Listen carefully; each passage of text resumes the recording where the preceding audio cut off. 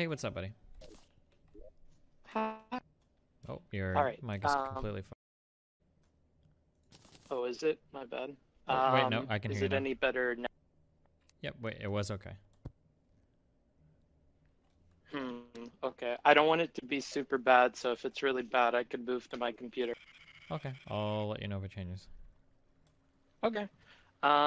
So you know that like my main focus is going to be on your rhetoric and optics. So arguments aside, obviously, there's been some things on your friend's Twitter account that's kind of like a little bit crazy. Are you okay talking about that? Yeah, knock yourself out.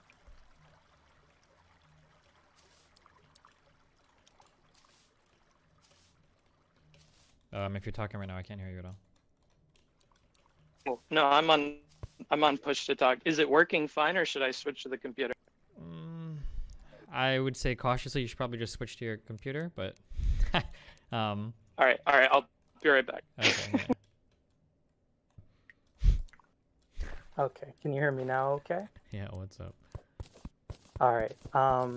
So first of all, I love you, and my focus is mainly going to be on your rhetoric. I don't really care like what your, take necessarily is, but are you okay with talking about your friend's Twitter?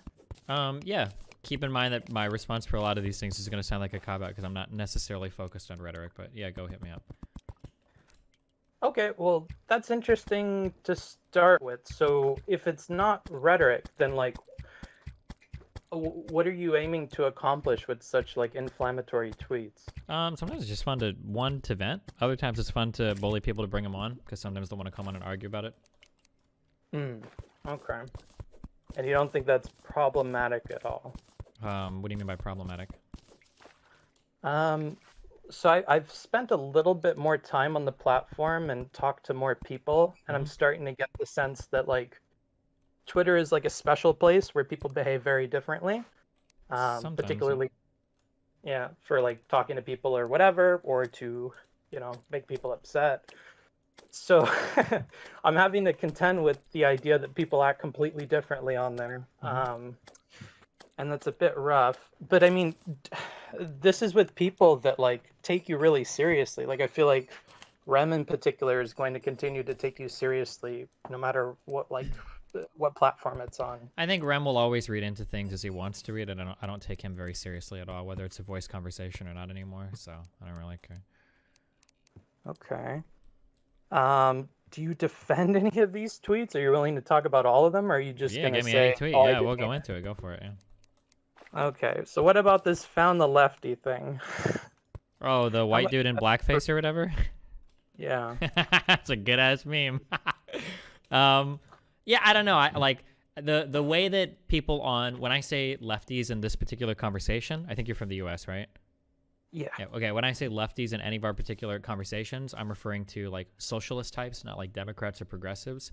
I find it's one of the things that's been kind of like a reoccurring theme is how disgusting I think lefties use like black people for their issues. So for instance, the idea that black people are uninformed or low information voters, and that's why they didn't vote for Bernie Sanders, or there's no other possible excuse. Yeah, stuff like that. So I'm always going to rail on lefties for like anytime they're involved in like trying to co-opt certain movements to make it about class struggle or some dumb shit like that. So that's essentially what that tweet is in line with. Sure, but that has nothing to do with somebody wearing blackface and then you calling them a lefty. Well, sure, but like metaphorically, it's the idea that you go on representing black issues when in reality you're a white person and you could give a fuck less about them. It's kind of like the metaphor that guy stands in for. I mean, in terms of like actual lefties doing blackface, I don't know if there's a lot of that. Well, ironically, it's probably more lefties that do blackface than or Democrats because they tend to be in entertainment or whatever. But that's not relevant to any of this. Like I don't know like who actually does blackface anymore. Okay. Do you think it's problematic that you attack lefties so much on your Twitter? I mean, not. I mean, a little bit, I guess. Yeah. I mean, like, unfortunately, I've said this a million times, but like, I am in like a broader political conversation, or I'm sorry, I'm in a narrower political conversation because of where I exist online, and unfortunately, online politics doesn't really represent like real life politics. But I think it's incredibly unreasonable to expect me to have a generalized focus on politics when I'm consistently attacked by this group of like toxic fucks online. Like, it's going to shape like what I talk about. Like, I'm not just going to sit and only speak about Trump or like online or like real life political things over and over again when I am constantly attacked by these like inbred fucks like online. Like, it's just not going to happen. I can't do it. I'm not a saint or the Pope. And if you're being wholly honest, would you say that, because and this is something from our last talk where you're upset that people clip you out of context or they attack you, but then you give them all this ammunition to do that with. Yeah, so people say that, but like the problem is that like they attack me regardless. So like whether I give them ammunition or not, like they make the exact same. That's like a total cop-out. What? That's like a total cop-out. It's not a cop-out. It's an acknowledgement that they're going to post hoc or they're either going to post hoc. So for instance, here's an example, right? Like, sure. Destiny's racist. Destiny calls all black people the N-word. Destiny's racist. Destiny's racist. Like, people say, everybody on the left says about me. It's ubiquitous at this point online that people say it about me. And then when I make a comment like, Hasan, why don't you go back to Turkey or whatever? I told you he was actually racist. Like, we proved it all along. Like, okay. Like, it's such a waste of time to like care about what my optics are to a group of people that are going to accuse me of all these things. Like, why would I give a fuck? Like, I just don't care because I can work as hard as I can. Like, all of my positions are painfully clear. If I had a conversation with any mainstream American about politics, I would come off as an extreme leftist to any of them, an extreme left, like a fringe leftist to any American in the real world that I had a conversation with. But online, I'm literally painted as like a right winger, like conservative. It's unbelievable. Even in Europe, for most European places, I would come off as like an extreme left-leaning person. But for some reason, like online, like they call me like a conservative right-winger. It's like, well, I don't really care about optics at that point to these people. I know that like emotionally you're tied up and all that, but I'm trying to speak from outside of that like, but the moment you attack them this way and you do it in such like a blunt and like detached way from like the way you actually talk or your actual positions, then you do get a bunch more people that are going to attack you because that's what they see of you. I mean, or they hear something and then they check your Twitter. It's easier to be unfiltered because then at this point, I don't give a fuck. Like, if lefties want to say like you're racist, okay, sure, whatever, dude, I don't care. I care a lot less mentally than when like I have legitimately made like every facet of my existence goes against this and people still say that I am it. So like, I'd rather like fuck it. If people want to accuse me of it, then yeah, I'll play around, I guess. Like, I don't care as much. It's easier mentally, I guess, for me to deal with that. But do you see how it signals to other people that you definitely do care when you lash out like this? What, that I care about like getting a fuck ton of harassment online or getting deplatformed by other figures? Like, yeah, of course I care. What do you mean? You care about the lefties? Dude, I care about them like shitting up or trying to turn my entire subreddit into their weird like socialist LARPing shit, or I care when I have to waste so much time when these people are trying to like build careers off of being reply guys to me on YouTube. Yeah, of course. It's irritating as fuck. That's why I spend so much time talking to them, especially when I used to consider a lot of these people somewhat reasonable, like Sean and Jenner H. Bomber guy or Philosophy Tube, only to find out that they're just as irrational as any Nazi I've ever talked to. Yeah, of course that bothers me. I guess because there's going to be a lot of lefties that would otherwise agree with you or would move over from the people that are influencing them if you provided opinions and like general rhetoric that was more agreeable. Yeah, and I've gotten some of those. Like, I've gotten people that have emailed me that said, hey, like, I used to be a socialist. I used to really follow these guys, and I appreciate it. Like, I'm not quite as extreme anymore. Or after I used to be an alt-righter, like, I got converted, but then I was, like, a full-on tanky, and now I've, like, watched your stuff. And, you know, after that, like, and that's cool. But, like, as a human being, like, I can only deal with so much. And, like, these people are literally, like, the scum fucks of the earth, and I just don't care to trying to, like, appeal to them anymore. I don't know. It's just, it seems like such a waste of my time and energy. Like, everybody else panders. Like, why shouldn't I? Like it's so much easier to do it. And, like, you feel better and easier doing it. Like, you have your nice little echo chambers, your nice little circle jerks. Like, nobody challenges you. Like, everybody loves you. Like, why wouldn't I? Like, it just seems like such an easy way to live online. And there's not really much of a reward, I guess, at least materially, or even psychologically or emotionally, to try to play, like, a more honest side. I thought you appreciated being principled. I mean, I do to some extent, and I mean, I do in my personal life, but, like, everybody can only take, like, so much, right? Like, my principles say that I would value, like, one human life, or I'm sorry, I'd value 10 human lives over one, And then if somebody holds a gun to my kid's head and is like, oh, well, I'll either kill 10 people or your son. And it's like, man, fuck, I kind of want my kid to live. And like, I thought you were principled, you fucking moron. Haha, got you. Like, I mean, yeah, like I appreciate being principled, but like almost none of my principles show online in terms of like how people treat me or address me. Like very few people even perceive what any of those principles are. And my principles are things that I constantly get attacked over, like regardless of what I even fucking believe in. Like people invent my principles all the time. It's like in terms of like online life, like I don't know, why the fuck would I even care? Like this won't change how I treat people like privately or whatever. Like I still live those principles on like 90% of the people that I interact with. But I mean like publicly, like Jesus Christ, like what the fuck is the point? Like there's so much trouble in trying to have like principled positions for anything. Like it's so much easier to just pander to a group of people and focus on aesthetics over like principle, which is what not everybody online does anyway. Yeah, well, talking to people about rhetoric, like I said, since I've kind of been talking to more streamers, that's a recurring issue, is that people understand that what they're doing is, you know, not in line with their morals, or that it's detrimental to like the general discourse, but they engage with it anyways because other people are. Like you, especially being such a large creator, I feel like you're one of the people that, you know, creates this environment and kind of sets the example for like how people talk to each other. Like I think you're a big reason why people take like logical approaches to stuff. Or yeah, but like where does that get me, right? So like when I literally took a person, okay, that like was pretty small presence on Twitch, and then built them up to such a level that they were able to like accelerate their growth on their own, and then as a result of them being big, like I literally get deplatformed on like a massive like Black Lives Matter related podcast so that they can LARP about their dipshit white kid socialist issues. Like what, like how in the fuck does that benefit me or anything I'm trying to do at the end of the day? Like it's way easier. So like now the rule on my subreddit is I'm no longer hosting any content from any lefties. Vosh, Rem, all of these people's threads are going to be fucking banned. Like, why would I help to contribute to any of those like communities if all of these people relentlessly fucking shit on me and attack me? Like, it's such a waste of my life to do that. Shitting on you and attacking you because of these things that you're doing. Wrong. No, you're engaging in the same post hoc bullshit that they do. Oh, hold on. Yeah, go. I don't know a lot of like the background of the drama, so don't. Sure. I honestly don't know. Okay, sure. Well, yeah. Then that's no. Actually, then that's fine. Then you're like you're the second wave that comes in, and you see the memes, and you actually believe them, right? And which is what happens. It's part of like internet memeing. I don't believe this. That's why I'm talking to you. Well, no, you believe that like people have like legitimate arguments against like my positions, and maybe I've given them a lot of ammunition. But your positions, these posts, all I'm caring about is these posts. I think your positions are fine. I wish your posts reflected your position. Yeah, but I get attacked for posts like that whether I make them or not. That's the problem.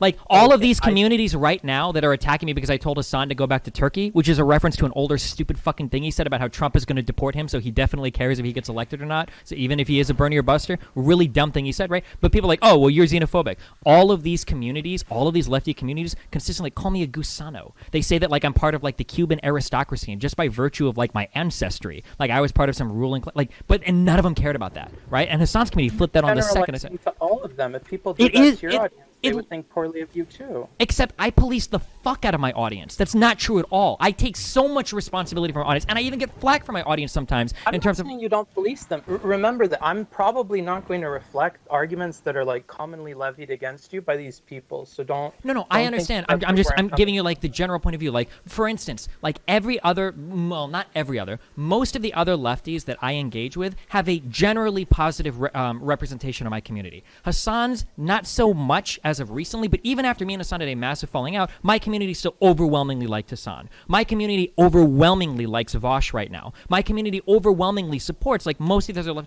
but when I'm posted on those other communities, holy fuck. Even Vosh, who's somebody that I actually like and would consider reasonable most of the time, who gets along with me pretty well, anytime a thread is posted to me about in his community, they fucking shit. They go crazy about how I'm like a right-wing conservative. Like, it's like insane. But I don't think that that's because of your honest positions. I think it's because of these hyperbolic things you post. Like, I don't think they're being rational either. I think Vosh is far more rational than, like, the people that follow him. Same with your following. Sure, but, like, the problem is that, like, so the reason why this all started was because for a long time, I don't know how much background I'm going to give me, right? For a long time, I argued against conservatives. That's what I did from 2016 to 2018 and a half, or 2019, I guess, early 2019. I basically argued with conservatives all the time. What I didn't realize was that underneath all of that, I had like this undertow of like communists and socialists that were unironically bubbling up. Now there's a lot of people that are like, oh, like Destiny, you're almost a socialist, LOL, you believe in redistribution of wealth. Like, yeah, sure, whatever. But there's like this unironic, like underbelly growing movement online of like socialists and commies and tankies and shit that I didn't realize was part of my community. Now when it eventually came out that like okay, guys, like this is funny memes, but I am a capitalist. Like I am a SOCDEM, a social democrat. I'm very much a capitalist. The revolt was unfucking real. And there was a huge schism in my community where a lot of people left because they're like, oh, Destiny, he's like a bootlicking, right-wing, poor-hating, minority-hating, disgusting fucking shill just because I'm capitalist. But I wasn't giving any like ammunition at the time to these people. Like it was literally just like, I'm a capitalist. Go. Can I pause you there? Sure. So at this point, what percentage of the community, of that community, do you honestly think represented that belief? What percentage of that community represented that belief? What do you mean by that? So, to give you like what I'm thinking, I think you're being uber hyperbolic about that position and then like applying that to the community as a whole. So I'm literally just going by like Reddit threads that get posted, and these are like the massively, overwhelmingly upvoted 1, 2, 3 comments. I don't think these are fringe positions or fringe minority positions. But then you attack those with an attitude like that, and it gets to the creator, and then the creator sees that, and then they like it's a whole bad cycle the moment you start engaging with those people who otherwise wouldn't have had a voice. Yeah, but like have had that opinion. But that's the problem, is that like even when I engage directly with these creators, a lot of creators themselves are spineless, cowardly, fucky, snaky, backstabby fucks. So here's an issue that I had with Rem, is even when I have a friendly conversation and we have a big talk, we get everything out, we're not even fighting, we like come to like some whatever point, the second we're done talking, they jump on Twitter and they start shit talking me, or they start clipping shit like out of context, like, oh, so that talk that I had with Destiny, he's actually a secret racist, he's a colonizer, blah blah blah. And I was like, what the fuck? Like, and I have had this interaction no less than fucking 10 times. Like, so many people, and you can ask my community if you don't believe me, have like observed this weird thing where I'll talk with somebody, we have a reasonable conversation, and then either like that night or the next day at the latest, they'll be on Twitter like massively shit talking something I said. It's like, why didn't you bring it up then? Like, yeah, because they're upset, they're emotional. Okay, then fuck them. Then this is my reaction to them being emotional. That's it. This is my version of a period then. Then fine, fuck it. I'm allowed to have my emotional response, and this is my emotional response then. You're definitely allowed it. It's just when we last talked, it sounded like you were interested in identifying like habits or problems in rhetoric and optics that you could improve upon. And this is like a really easy one. Like you're criticizing these people for these emotional outbursts that, you know, other people can't help but perceive as their honest to God beliefs, and then their community attacks you. But you're doing the same thing in response. You have this emotional outburst. Yeah, it's not just their communities attacking me, it's them themselves. And like, yeah, I mean, you say like, well, now you're doing the same thing. Well, yeah, of course. Yeah, sure, yeah, I am. Because there's no reason not to be. There's literally no benefit, and there's a world of pain associated behind not doing it. So at the end of the day, what's the point of... I mean, I don't know. I care about the principle, but only to a certain extent, right? Like, I want to say that I would like, so I would want to say that like I speak. Don't believe in the principle. Sure, then no, I don't. Then I don't believe in any principles whatsoever. But nobody does then at that point. I'm not saying that, Destiny. Okay, I believe in certain things, and I would want to say that I would speak certain things to power, okay? But if Trump showed up at my house today and he said, I'm going to fucking kill you and your family if you don't stop criticizing me online, I'd probably stop criticizing Trump. That's the truth. I probably wouldn't want to fucking die for that opinion. So there's a level that I believe, or maybe everyone out here is way more fucking patriotic or whatever than I am. There's like a level to where I'll stand for my principles, and I have in the past more than any other motherfucker online. I've lost tons of sponsorships. I've been kicked off teams. I burned so many bridges more than any other person on this platform. But what have I gotten for that? Like, what is the trade-off? Like, it feels like you had an audience that backed you for like the right reasons, right? Yeah, but like it's a minority of people online. It's a minority of people even in spaces that I exist at. Like, what's the point? And it's at such a massive personal cost to myself. Like, I'm not here as like fucking a social service to people. Like, here I am to martyr myself for like the average viewer on YouTube or TwitchTube, or so I can show everybody like how fucking like nice it is to like throw yourself into the fucking fire. Like, fuck that. Like, that's not worth it. I don't think you're throwing yourself into the fire. I think you're more than capable of arguing your way out of that. I would bet my life that 99% of people would have severe emotional responses to what I would do in regards to like self-harm or stopping what they do completely. And I would bet money that like 10 to 20% of people would kill themselves in my position easily, probably greater than that.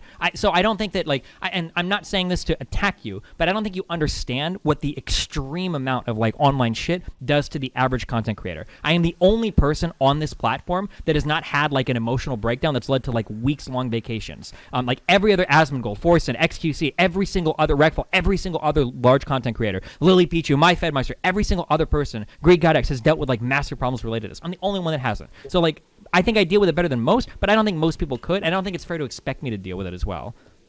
So you think that the venting is like key to your ability to handle the criticism then? Not so much that it's like key to it. I just don't think that one thing that I run into as an issue is that because I can deal with some things really well, people a little bit feel like they take that for granted. Like, oh, like Destiny is basically a fucking robot, so like these things should be okay and we should treat him as such. Like, to some extent, I think I do deal with online shit better than most people for whatever reason, whether I'm disconnected or emotionally cold or whatever. But like, even I have my limits, right? And like, the limit is like when I'm helping other people grow their shit, and the only thing I get from their communities is accusations of being Cuban aristocracy or a 13-year-old child rapist. Like, at some point, I was like, okay, well, fuck this. This is stupid as fuck. Or if I go out and I make like a million different fucking arguments that are in favor of redistributive wealth, higher taxation on the rich, reformations of immigration, universal health care, and people call me like a right-wing bootlicker, like this is like the common trend of thought online about me. Well, fuck. Like, at what point is like the personal sacrifice of like my mental fucking fortitude worth it? Like, why? Like, the difficult thing is I do feel where you're coming from on that, and I do feel bad that that happens to you. Like, I empathize with it. I don't know if the way to solve that or diffuse that or even like help yourself emotionally is to lash out at these people and like perpetuate that. Sure. So when you say solve or diffuse, right? So diffusing is impossible without converting completely to their ideals. That's number one. So I guess when I mean diffuse, I guess I'm talking about like the negative impacts it has on your own mental health. Because right now I'm just thinking about you. So if I was in your position, if you venting is honestly one of the ways that keeps you sane, that's one thing. But it sounds like you're saying that's not like a key part of that. I mean, like, it's more fun to just massively shitpost and rile people up online than it is to make like coherent, reasonable arguments that we like are willing to intellectually defend. Yeah. Fun. Yes. Yeah. But is that really tied to keeping your emotional sanity? Because it sounds like it's not. I just want to oh no, it is. I mean, maybe I misphrased that. So for instance, we've just recently gone on a You're White arc, and it has been the most fun I've had in so long, and it mentally cleans me too. Because the idea of just telling somebody they're white and watching them get so mad, it calms me and relaxes me in a way that no amount of meditation ever could. I don't know why. I'm sorry. Go ahead. Okay. Like, I don't doubt that bullying is fun, and people that are bullied feel better when they bully other people. Yes. I don't think that that's like a healthy way of handling it. And it maybe seems not. Like you could find other ways of. I don't know if there's any healthy way of dealing with the spoken. amount of stuff that somebody like me has to deal with online. Though. I don't like. I'm willing to bet that like most like therapists or psychologists are like, this whole interaction is not healthy and shouldn't exist. Yeah. Like, yeah. Yeah, it is. And you're uniquely in this position because of your ability to handle it. I just don't know if your ability to handle it is like wholly tied to lashing back at these people. I mean, I feel like going on in the current path that I'm on doesn't feel very fruitful to me. And I get more, like, all throughout my life, since I turned probably, like, 16, 17, like, my view of people in general has gotten worse and worse and worse. And it, like, continues to do so with every online community I interact with every argument that I present, debunk, and then hear presented at a later point in time by people that I thought were my allies to defend some dumb shit they're doing. Like, every single time this happens, it just sends me further down this cynical hole of just horrible thought. And, like, I don't know, like, it's easier at the end of the day to just shitpost and not give a fuck at all. And then if somebody wants to hate me for some bullshit, like, fuck me. But if somebody wants to hate me for some bad shit I did, well, fuck, at least I fucking earned it. Like, if people are going to say that, like, oh, you're like this horrible blah, blah, blah, blah, blah, like, well, fuck, like, I don't even get the fun of being that horrible person. Like, I just get attacked for it, you know? Like, if people are going to accuse me of some fucked up shit, well, at least I might as well do it and enjoy it. Like, fuck. And you don't see any problem with that? Yeah, of course. There's a lot of problems with it. The thing that you didn't... Okay. Yeah, it sucks. I agree. But, like, I mean, like, to some extent, like, I understand that, like, it's all part of the game, I guess. You could so easily not do some of these things. Or, like, there are things you do that I understand and I'm, like, okay with. Like, when you said that I don't want these creators' content posted here, I think that there was a way that you could have handled that would have been really mature and, like, responsible. But I just worry that combined with your Twitter and combined with the way that you talk about, like, lefties in general, and you make these like sweeping generalizations, that the way that that's interpreted is completely different. Like, I think there are healthy ways that you can like hedge this kind of behavior, but I don't think that one of those is these Twitter things. Yeah, maybe not. I don't know. I mean, like, if you're looking for, like, is this the most mature response? Like, of course not. Like, I mean, like, I'm not going to say, like, oh, yeah, so these tweets were the epitome of my political maturity. You can see what I've learned insofar as optics and rhetoric goes. No, of course not. Like, this is just shit posting on unprecedented levels. But they're so detrimental to the body of your work that I just feel like I don't know if you've conceptualized, like, how much... Yeah, but, like, this is the problem. When people say they're detrimental to my body of work, like... what, like, everything already is. Like I legit will talk to girls that I meet on Twitch that will say things like, oh, like, I've heard that you're, like, into, like, really young people, which is like everybody I've dated up until, like, my current girlfriend has been, like, my age or 1 year younger. Like, there's, like, really fucking weird shit that, like, everybody says about me or whatever, like, super crazy. Sure, and it's like, at some point, like, who the fuck cares then about, like, online optics? Or, like, people already think what they want to think about me. Like, people already believe what they want to believe. Like, why the fuck am I gonna, like, work so hard? It feels like I'm screaming into the abyss, like I'm fighting the void. Like why? Like, why not just throw yourself into it? And what is it? Oh, unironically, I made my new Twitter as part of that quote. Like, when you gaze into the abyss for long enough, it gazes back at you. The idea that you become the thing that you're... Yeah, of course. I mean, like, that's unironically what it feels like. So, maybe it's more helpful to go into, like, how could I handle, or what would be a better way of addressing these kinds of things, where, like, people go on to this and then they act this way, or their communities attack me in this way. One thing that I preach, and I kind of told you about the last time we talked, though I understand a lot of Twitch people don't do this, is taking an approach of empathy. So maybe going to those creators, and not from a place of, like, being super argumentative, which you normally are, but honestly, like, hey, like, your community is honestly, like, bullying the shit out of me. And, like, they're, you know, talking all this shit. They're saying stuff that's not true. Like, I thought you cared about being truthful, and I thought you cared about this and that. And until you get your community under control, I'm not comfortable. But the problem is that, okay, a lot of your advice is geared towards real life people, and I respect that and I honor that. But the fake fucks that you see on this platform are totally fucking different. Like, these are for instance, so, like, with Hasan, like, I actually did that. I sent him a really big, nice message, like, hey, I don't remember exactly what it was, but it was like a paragraph long, like, blah, blah, blah, blah, blah. And, like, I think for the most part, I think we were kind of cool. But then he saw an opportunity to win some favor with the black community that historically he doesn't give a fuck about or has anything to do with. And he jumped on to try to ambush me on some podcast. And he got so fucking ass blasted by it that he went on another tirade against me. That's why we currently hate each other. It's because of the absolute fucking ass smashing that he got on those conversations. And so, but, like, that was after we were supposedly cool. And I believe that every other, like, especially political content creator on the platform, on YouTube as well, they look for opportunities to, like, get points. And they'll do it at your expense, regardless of your relationship. Like, I can't think of any other way to explain, for instance, like, this is so weird because I debated alt-writers for so long. Like, I had the FBI called on me 3 times. I've had people come at my kid. I've had people do, like, crazy fucking shit. But I never actually had, like, somebody attack me for my race. Except for Nick Fuentes, who is an actual literal Nazi, and then lefties, unironically, who are, like, post, like, Gusano over and over again when they describe me because I'm half Cuban. Now, I don't know if you call it racism, xenophobia, or whatever, that like discredits all of my positions. Like, I don't see how any person, and I had a long conversation with Mike, another, like, ex-political commentator that's hopefully on his way to being a fucking homeless loser. I had a conversation with this guy, and he was unironically, like, contemplating, like, well, I don't know if it's racist or not. Like, I don't know if blah, blah, blah, like, blah, blah, blah. And meanwhile, his whole chat is spamming, like, Gusano, Gusano, Gusano, like, go, like, Cuba, Gusano, Gusano, like, holy shit. And it's like, there's no fucking way any normal human being would try to justify this. He was just scared to go against his audience because he's desperately trying to hold on to subs and relevancy. But I think that most people are like that. If they see an opportunity, they'll take it. Like, levels of empathy don't work here with these types of people. Sorry, go ahead.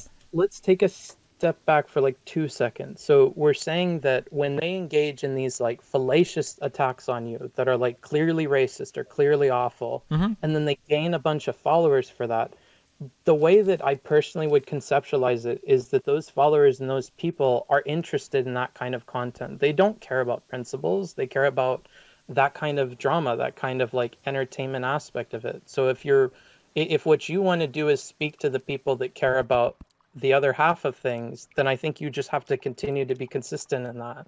Yeah, but what happens if you do that? So there's two things that I worry about with that, and you can speak to both of these, okay? Sure. If I'm ever talking long, feel free to write things down and you can respond so that I'm not, like, gish galloping, cutting off responses, okay?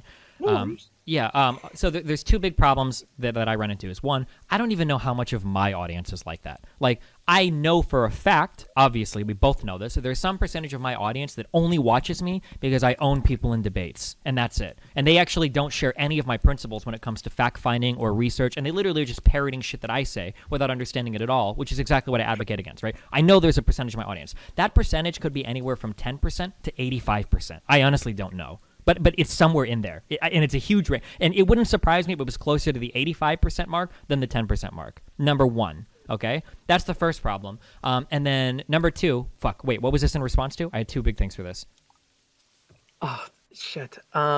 This is in response to me saying that maybe like the best way is to target the followers that actually are interested in. Oh yeah, you're right. Okay, so number one is I don't even know how many of my own followers like that. Number two is what do you do if that viewpoint becomes increasingly marginalized? If like let's say that right now online, it is so goddamn fucking sexy to be socialist. Like, it's cool, it's revolutionary, you get a lot of fucking viewers saying shit about it, you get a lot of fucking retweets, engagement on social media. It's so fucking fashionable right now to be socialist, and everybody online fucking loves it. And these are the people right now with the leading voices on a lot of these issues. And because they become leading voices, they become reinforced by other people that want to, you know, chase clout, have more viewers or whatever, and then it becomes like self-perpetuating. Well, now you're a quote-unquote principled position, now you have no voice. Because, like, you've decided to, like, take some fucking position where, like, oh, well, I'm going to try to, like, have fact-based arguments. I'm not going to run around just screeching, like, abolish all police because I'm a fucking moron and I have no other positions to talk about. I don't even know what that means. Like it seems like, so at that point, like, what? So then now your principal position is literally, like,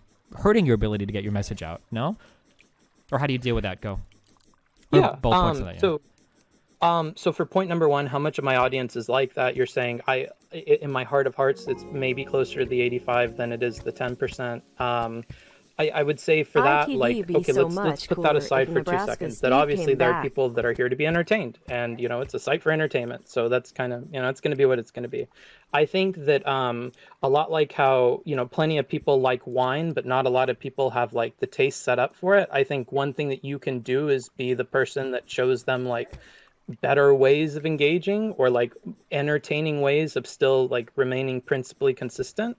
And that kind of brings me to point number two, where if something like socialism is becoming popular, though it's something you honestly disagree with, do you honestly believe, is it possible that you can talk about a perspective you disagree with fairly and to sell it to people in so much as how those people tend to believe in it? So 100%. Like, okay. The ironic part is that, like, I think that I can advocate, and I have in the past, advocated for socialism far more effectively than any other socialist online ever could. 100%.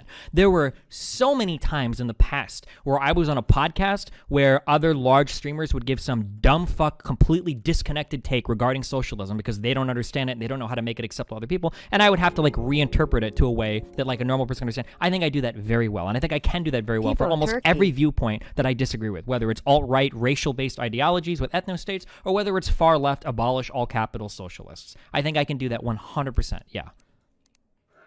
And you don't feel comfortable giving your like full and honest take on socialism with, you know, this is what people honestly believe in it. These are the things that seem to appeal to them. For the people that are uninformed, these tend to be the slogans and populist, you know, rhetoric that they tend to agree with.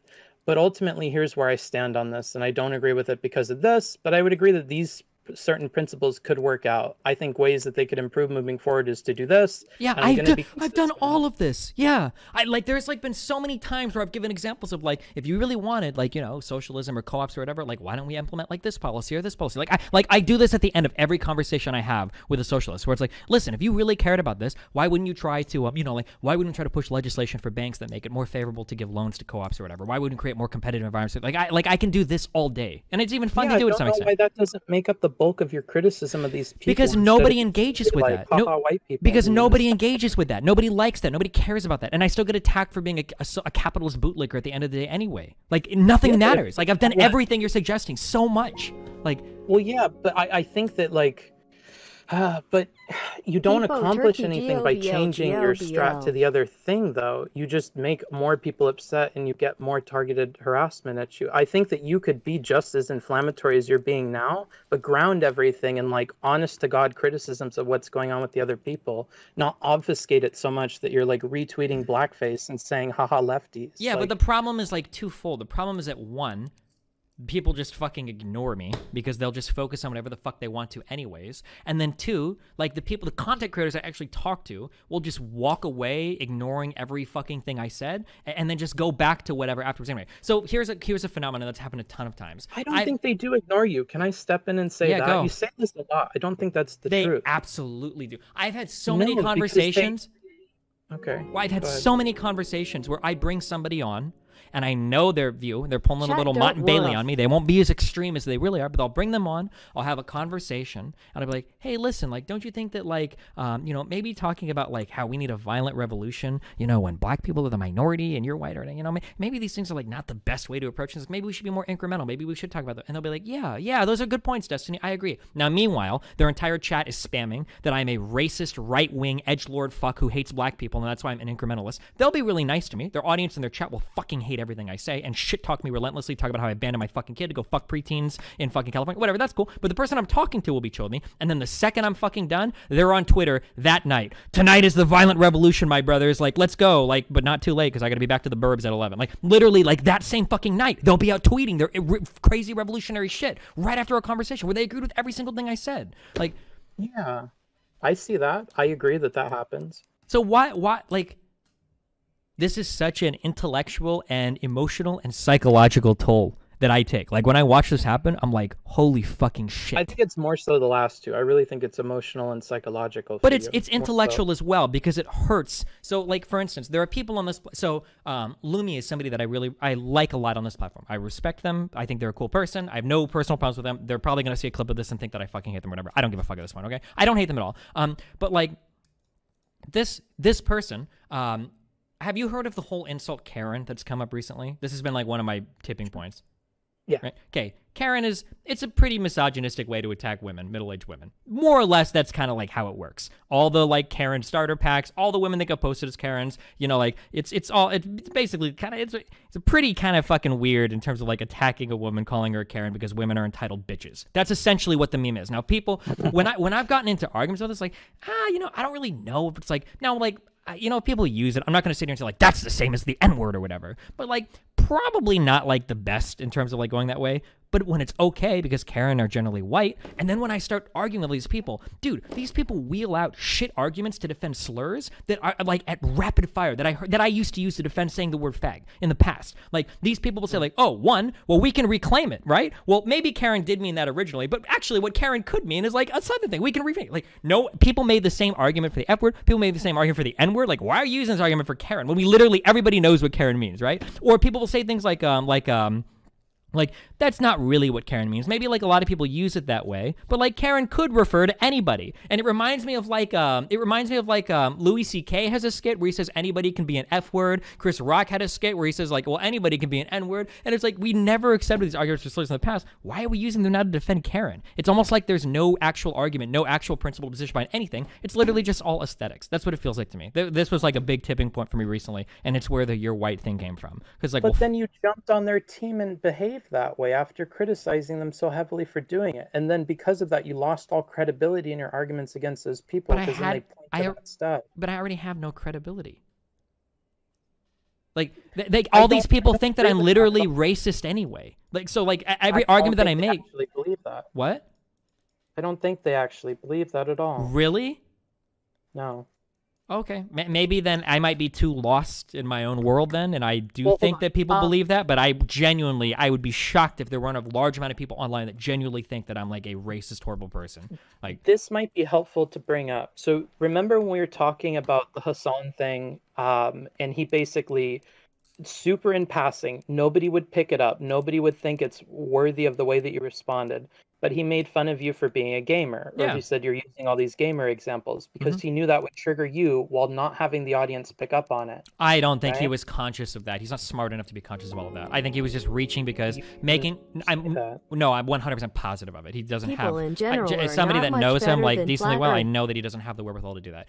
Like pulling for the gamer example is just like a subtle way to like make fun of like gamers in politics. Which, to be fair, most gamers in politics are stupid as fuck. Like that was what that insult was. It wasn't Be a some. gamer in politics? What? No, not traditionally. He was a frat boy Like, in isn't that a politics. silly position to begin with? No, that you're because making gamers have fun- horrible fucking politics, and it's absolutely true. Gamers are fucking horrible. They're like gamer You bros. like doing this group generalization thing that you lean on so much? Do what? I feel like you lean on like group generalities a lot, and that's another thing where it's yikers. Well, I mean, it depends on what you're talking about. I mean, like, when you talk about, like, gamer bro politics, you can characterize a large majority of gamers based on certain political opinions, maybe just because of the demographic. But for instance, like, the whole, like, Kotaku and Action movement spawned from, like, gamers. And gamers, quote unquote, traditionally have anti-SJW viewpoints. So like they might be Democrats, they might be Republicans, but the idea of like women in gaming and like equalization, equal rights, blah blah blah, and all like getting rid of try-hard spam when people talk about blah blah blah, like generally there's like a gamer bro viewpoint. Now it's gotten a lot more diverse, especially over the past 5 years, but especially like 10 years ago, man, if you were trying to find all the people in America that still said the N-word, like you just needed to hop in a Call of Duty lobby. Or if you were looking for people that said the F slur all the time, like hop on battle.net. Like there were a lot of that shit going on just because it was all like straight white guys in their early 20s, But late do you teens. think they're all racist, or do you think they just didn't really give weight to the words that they were using? Or they thought it was okay because everybody else on the platform did it and then they engaged in it? No, I mean, I don't think most of these people were genuinely racist or homophobic. I mean, like, I was one of these people. I don't think I was genuinely homophobic when I called And I everybody think an you're one F-word. of those people with Twitter right now. I feel like it's a completely parallel situation. Yeah, of course. So then, if you have that kind of like, oh, in the moment I realize that this is going to be a hindsight thing, why don't you just choose to be on the right side of the line? Because I don't think that there is like like the right side of the line. It's not like people are going to come around to this. Like, oh, well, these But you arguments were dumb. recognize it's bad. What? But you recognize it's bad. Yeah, but like nobody else cares. So like I'm literally like in a Just rat because race. nobody else cares doesn't mean you don't have to care, though, right? Well, it And means make that the you whole have to. thing It about- means that you bear a certain cost for it at the end of the day, and I guess it's up for you to decide whether or not you want to bear that cost or not. And like at some point, like I don't know if I want to. Okay, but what you're gaining, I don't think you're focusing on. I think you're looking at this cost thing like, oh, it would be really fun to act this way. And Yeah. if they're just going to call me this, it would be really funny to just act this way. Yeah. Like, if I go on to, like, argument after argument where I've argued in favor of maybe even reparations, where I've argued in favor of a dramatic restructuring of education, the criminal justice system, of universal health coverage, if I've talked consistently about how after 2007 black families didn't rebuild their wealth, if I talk about how systemic racism and all of these institutionalized racisms can exist without racism, like when I've done like all of this work and people still come out and say like, oh, you're racist, like that's really irritating to me. But if I go online and I start telling everybody, even black people, bro, you're white, no one cares, and people call me racist, yeah, well, fuck it. At that point, yeah, I guess I kind of am being. But I don't care at that point because it's like, fuck it, dude. Like, what are you criticizing? It's like playing an But actor, people basically. misinterpret that all the time. I mean, that's What do you- going to happen. No, you're being so unbelievably uncharitable or charitable but to this that side. happens to It's all not a the misinterpretation. It's people, it's right? a intentional reframing. What? So I guess we could generalize these kinds of attacks from audience members and from people online as just generally harassment. And that harassment's going to take different forms depending on the streamer you are. Like you talked about how Greek got enough to, hurt his emotional state and his psychological state, and plenty of other streamers. Mhm. I think that the flavor of discrimination or harassment or whatever you're going to get is going to be political in nature because you're a politics streamer. And they're specifically choosing things that they know will upset you. Because every single time one person with like 5 followers on Twitter calls you racist and they contribute to this, and the moment you talk about it on stream, you give them the payout. that they're looking for. You're so wrong, and I understand why Okay. you're saying what you're saying. There's always going to be small, irrelevant people on Twitter saying things. That's not what bothers me. What bothers me is that it's the actual content creators themselves that are saying these things. If it was just some rogue members of an audience or whatever, I would care so much less. It's that the people that I'm actually talking to are the ones that are like fomenting this type of activity. Like that's the problem. So for instance, I had a big argument. I had a big argument with a guy where they were trying to argue in favor of socialism. Him and his little Vietnamese whatever came on and try. I say whatever because I don't know if their wife or girlfriend or friend. I don't know. That. Yeah. Where they came on and they were like, oh, like, well, would you rather be socialist or capitalist? Blah blah blah. Like every single time a socialist country comes up, capitalist countries will show up and destroy them or whatever. And I was like, okay, well, honestly, if I had to choose between being like a capitalist country or a socialist country, I'd rather be the capitalist country. I don't want to have my country fucking destroyed. I don't want to die. And people clipped that to say Destiny believes America was justified in napalming Vietnam. And that was the guy himself that I was talking to. That wasn't just a renegade fan. That was literally the guy that I talked to. And it's like, but he's wrong. Sure, but it doesn't matter. Everybody runs with that narrative. And now that's like, now when people talk about me online, when I get people posting threads about me, people bring that example up. It's like, oh, Destiny, that's the guy that justifies bombing countries to make them not socialist. Like, I just don't see how you solve that by feeding more into it. And I'm not trying to solve that. My my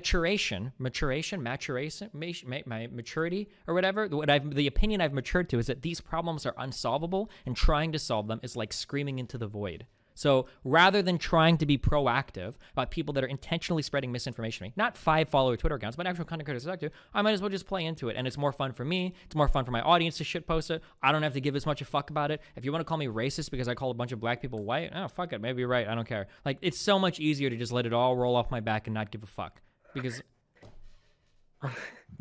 So... The way that I see this, though, is like if a bunch of firefighters pull up to like a tire farm fire where all these, car tires are on fire, and they're like, we can't put this out. Like there's no solving it with water. Mm-hmm. And then they went, well, I guess we should open up the tanks and dump all the gasoline onto the fire is essentially what I feel like you're saying. Yeah. So to make that analogy more applicable, it would be like if there were 100 fire precincts in the city, and 99 of the fire trucks were running around, and every time they came into a fire, they were like, oh shit, like this is fucked, better pour some gasoline on it. And you were like the one firefighting precinct or whatever. It's like, oh, maybe we should use water, and everybody else shits on you for it. You work like 20 times harder than everybody else, and then at the end of the day, like everybody just calls you a dumb fuck. And it's like, well, and then, like at some point you'd be like, well, what the fuck am I doing out here? Like everyone else is doing like this fun shit. Everybody else has communities that circle jerk the fuck out of them. Like everybody else has communities that spread all these like complete lies. Dude, I've talked to so many people that will just fucking lie to me. They will just lie in my fucking face about shit that like I'm informed about. I know you're wrong about this. Like on that podcast that I'm referring to, like 2 of these guys are literally talking about like, oh, Amy Klobuchar, like, oh yeah, she didn't even prosecute the guy that stepped on George Floyd's neck. That's not true. She wasn't even in office at the time. She was already at the Senate. Like you're literally just lying. And like this is your job, is supposedly politics. Like one of these guys runs a podcast, one is a Twitter. Like what the fuck are you doing? So like at that point, like if nobody else gives a fuck about being factually correct, and these are easy things to look up. This is like less than 2 minutes of reading past the headline of an article or a stupid Twitter thread, right? Like at that, like why the fuck would why would I bust my ass putting out fires when nobody else seems to give a fuck about it? You don't think you're able to like bury the creators that are engaging in these activities? Absolutely not. No way. I wish. You've done that with like a few other people, or at least really, really hurt like their professional lives because of it. No, it only comes down to audience size. I can bully the fuck out of people smaller than me, maybe make them disappear. But at the end of the day, it's not about whether or not I'm right or wrong. Like even like the big, like I had a big like blood sports arc on my stream where in my opinion, I think I ran through and I tore through sometimes 5 of these guys at a time, unironically on a podcast where there'll be like 4 or 5 of these fucking morons that are just so knuckle dragging, mouth breathing, 45 IQ, this horribly stupid fucking people. They're so dumb. And after that, even like a lot of these people went on. The only thing that actually got them to destroy themselves is when they just started infighting. Like, and that was what eventually took them down. But otherwise, like these people just go on undeterred. They don't give a fuck if they're factually right or wrong because a lot of these people don't care about it. Like, look at somebody like Sargon of Akkad. This guy, I don't even know legitimately if he knows how to fucking read. That's how horribly he misinterprets studies on stream. I don't know if he has like a caretaker that prepares like summaries in the background for him and then he pretends to read it on stream. It's possible. I don't actually know. He's got the NHS in the UK. Maybe they provide for those services for special needs people like that. And so he's on stream and this guy will just say factually incorrect shit like in rapid fire and no one in his audience calls him out on it. They're all there like clapping him along. And it's the same of every single other online content creator. People will just say dumb thing after dumb thing after wrong thing after wrong thing. They'll even confidently assert things that are completely incorrect and their whole audience like applauds them. So like, well, that's why I don't focus on logic. I feel like you focus on logic all the time, so you're bound to be upset about all that. Well, yeah, sure, but like if nobody cares about the logic part, and that's like the most enjoyable part for me, then at the end, like it's all aesthetic, and I don't care about aesthetic. That's boring. I don't think. Well, you're saying if it's not 100% logic, then it must be 100% aesthetic. Well, it could at least be like 60% like reasonable arguments. Like it could be some percentage. Yeah, right now, it's like 3 or 4%. But your tweets that you're making are 100% the aesthetic, and you're criticizing people for doing the 100% aesthetic. Well, yeah, because at this point, there are more clever ways of being inflammatory that you could engage in too. Like I'm waiting to shift gears to that because I was hoping to just get you to like understand. I don't think they're like, you can argue that there are clever ways to do it, and like I like I've said in the past, like I've tried to be like a little bit more clever about it, but as soon as you try to do that, man, dude, people will come out and they will nuance the fuck out of any critique you have, and then go back to their crazy echo chambers where they would just like go off the wall or whatever. They're gonna do the same thing with your inflammatory one though, and they're gonna have a field day on it. But the inflammatory one is so much more fun for me. Like, for instance, like I'm overly critical. I'm overly critical online of like white affluent male socialists. And online, like it's been studied, like people that are online tend to be overrepresented in this arguments. And even specifically like political Twitter has been analyzed. And when I come out and I make fun of that, and this is even a problem that communities online have recognized. BreadTube has posted about how like, oh, like there's a lot of white people in our community. Like maybe we should do something about this. When I like try to poke fun at that, dude, people come out with their goddamn abacuses like fucking loaded. Like, hold on, bro. Just because 27% of people are overrepresented in this, if we look at the actual percentages and break it down, there are some marginalized voices, blah, blah, blah. And it's like, oh, okay. So like this is like the hyper nuanced thing. And then like in the next breath, like all liberals are evil bootlicking cowards. Like, well, yeah, because their positions are not coming from logic. They're coming from somewhere else. Sure. So if everybody else is rolling around in the mud, why the fuck would I walk in and try to like wade through the shit, you know, with clean boots? Like at that point, I might as well just go roll around with them. Like, why would I go through all this trouble? There's literally no fucking point. So when you say things like rolling around, I feel like you immediately want to go to the it's 100% aesthetic thing. Yes. And I just really think it's like of a great detriment to your argumentative abilities to go there when you could like go, okay, well, obviously this is going to be a different split for different people. And for some people, the logic is going to work and some bits of logic are going to work. And for other people, I have to like dive deeper down. And for the people that have deeper down stuff, sometimes just exposing that to their audience or exposing situations in which that doesn't produce results they agree with gets the audience to start disagreeing with them, or being clever and constructing arguments that are going to bring out beliefs that that person's crazy audience would disagree with them on. Yeah, but like, I don't know if we talked about that. I don't know if I want to deal with 95% of audiences being a certain way just to try to reach out to those 5% of people. Like, I'm not saying it's 5%. I'm saying like, so somebody has a belief that's held because of some like deeper principle that they have, or like it's because of money, or it's this or that. I think constantly pointing that out and making that like visible to everybody is of great detriment to that creator. But it's like, not. Like nobody cares. Look at here. You so just said this guy's almost homeless. Like that guy in particular. Yeah, Mike is because he's an idiot and he's unlikable on top of being a fucking moron. But it's just because nobody likes him because he's a little fuck. Like there's a difference though. That wasn't because I damaged him. That was because he. But you're good at making people look unlikable. No, but it's like, I'm no. What you're good at. Like oh god, I just had an example. Oh, okay, so like fuck, I hate to focus on one creator because I know there are other examples, but like there are so many like egregious examples. So here's something that I believe, okay? I personally like it when investors are not investors, when workers are invested in their work. And one of the ways that I think is a really great way to do that is through rev share. Every single motherfucker that I've worked on for almost every single project has been some form of rev sharing. I rev shared on my merch, I rev shared on my YouTube channel, I've rev shared on like video projects and stuff I've had people work on. I pay really good fees, even sometimes for art I don't use. I paid a guy $1,000 to do a 1-minute animation that I didn't even really like and I didn't use my shit, okay? This is how I live my life, okay? Because I think you should live your principles, right? Yeah, now, it's good. Sure. So in one of the most clear-cut shitty things I've ever seen in my entire life, okay, there was another large content creator that was basically stringing a guy along in his Discord to make him make free videos for him for his YouTube and his Instagram. Yeah, this was one of the most, now, this isn't like the worst thing in the world a person can do. It doesn't make you a racist, doesn't make you Hitler, blah, blah, but this was one of the most clear-cut things I've ever seen in my life where it's like, wow, dude, you're like you're in a massive position of power over somebody, you're being a massive piece of shit. Like, holy fuck, you make like probably over $1 million a year at this point, and you're actually fucking this dude out of a few $100s. I can't believe it. Like this, and it was a super clear cut example of like, this is just like what a really shitty human being would do, and nobody in his community cared. Like, there were some people that posted, but these were massively downvoted comments. The vast majority of people were saying things that people accuse me of saying. That worker is stupid. That guy strung himself along. That guy was so dumb. What was he expecting? Like, he should have been more clear. It's like, holy fuck. Like, these are all the guys that say that capitalists constantly abuse their labor, who are now making the same arguments that I would expect out of Sean Hannity talking about teachers that couldn't make a successful union. Like, what the fuck? So I'd corner him an empathy approach. I really feel like where you get stuck are places where I feel like the empathy thing or using that approach to bring that out of somebody can make their audience. But nobody can not. But look at what happened though, right? One, nobody in his own community called him out on it, and two, because this person has played the aesthetic game so well, he also couldn't be called out on it from any other platform because he was friends with the host, and they had explicit commands not to bring that up on a public platform. So the person has essentially made themselves immune from criticism.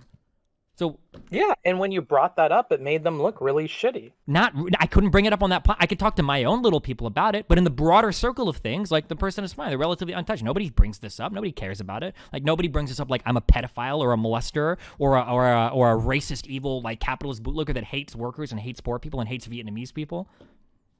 But I'm saying that's where I would keep my criticisms to, is like the things that are honestly atrocious about that person don't line up with their beliefs at all. Because then every time I see them, it'd be like, well, hi, like, imposter. Like, what are you doing? Who cares? But who cares? Nobody cares about this. Like, I just look stupid. I feel like that's your job, is to figure out how you can sell that to but people don't care about that. What they care about is the aesthetic. You can make them care. I don't think so. I mean, I try, like, I like as well as I could, because the problem is even that, like, when you go, like, even right now, there are people watching this conversation that's like, oh, bro, you're obsessed with that person. It almost becomes similar to Trump, where, like, you can call out Trump every single day for something dumb he says. People are like, oh, you have Trump derangement syndrome, right? It's like, okay, well, like, I could sit here and rail on Hasan for certain things, but, like, even when I mention him, like, a single time, if they're not talking about him for, like, weeks or whatever, like, people are like, oh, you're obsessed with Hasan. Oh, you're so obsessed with him. It's like, well, okay, I guess. Because they know it upsets you. I feel like it's easy to figure out what upsets you. Like, if I wanted to upset you this whole conversation, it's not about what upsets me. It's about the fact that it's ineffective. I think that, I don't know how old you are. I would have agreed with you 5 years ago. Maybe I'm just too cynical now because of my. I feel like you have a much higher opinion of people's standards for political discourse or any kind of discourse in general than what I believe people's standards actually are. I think that you can reach those people that are not driven by logic or like are not like comparing their principles versus the outcomes of them. I think that you can get those people to realize that there's like an inconsistency without doing it the way that you're doing it. I think there's clever ways of doing that. It takes more thinking to do that, to like plan a conversation in which you make that person look that way.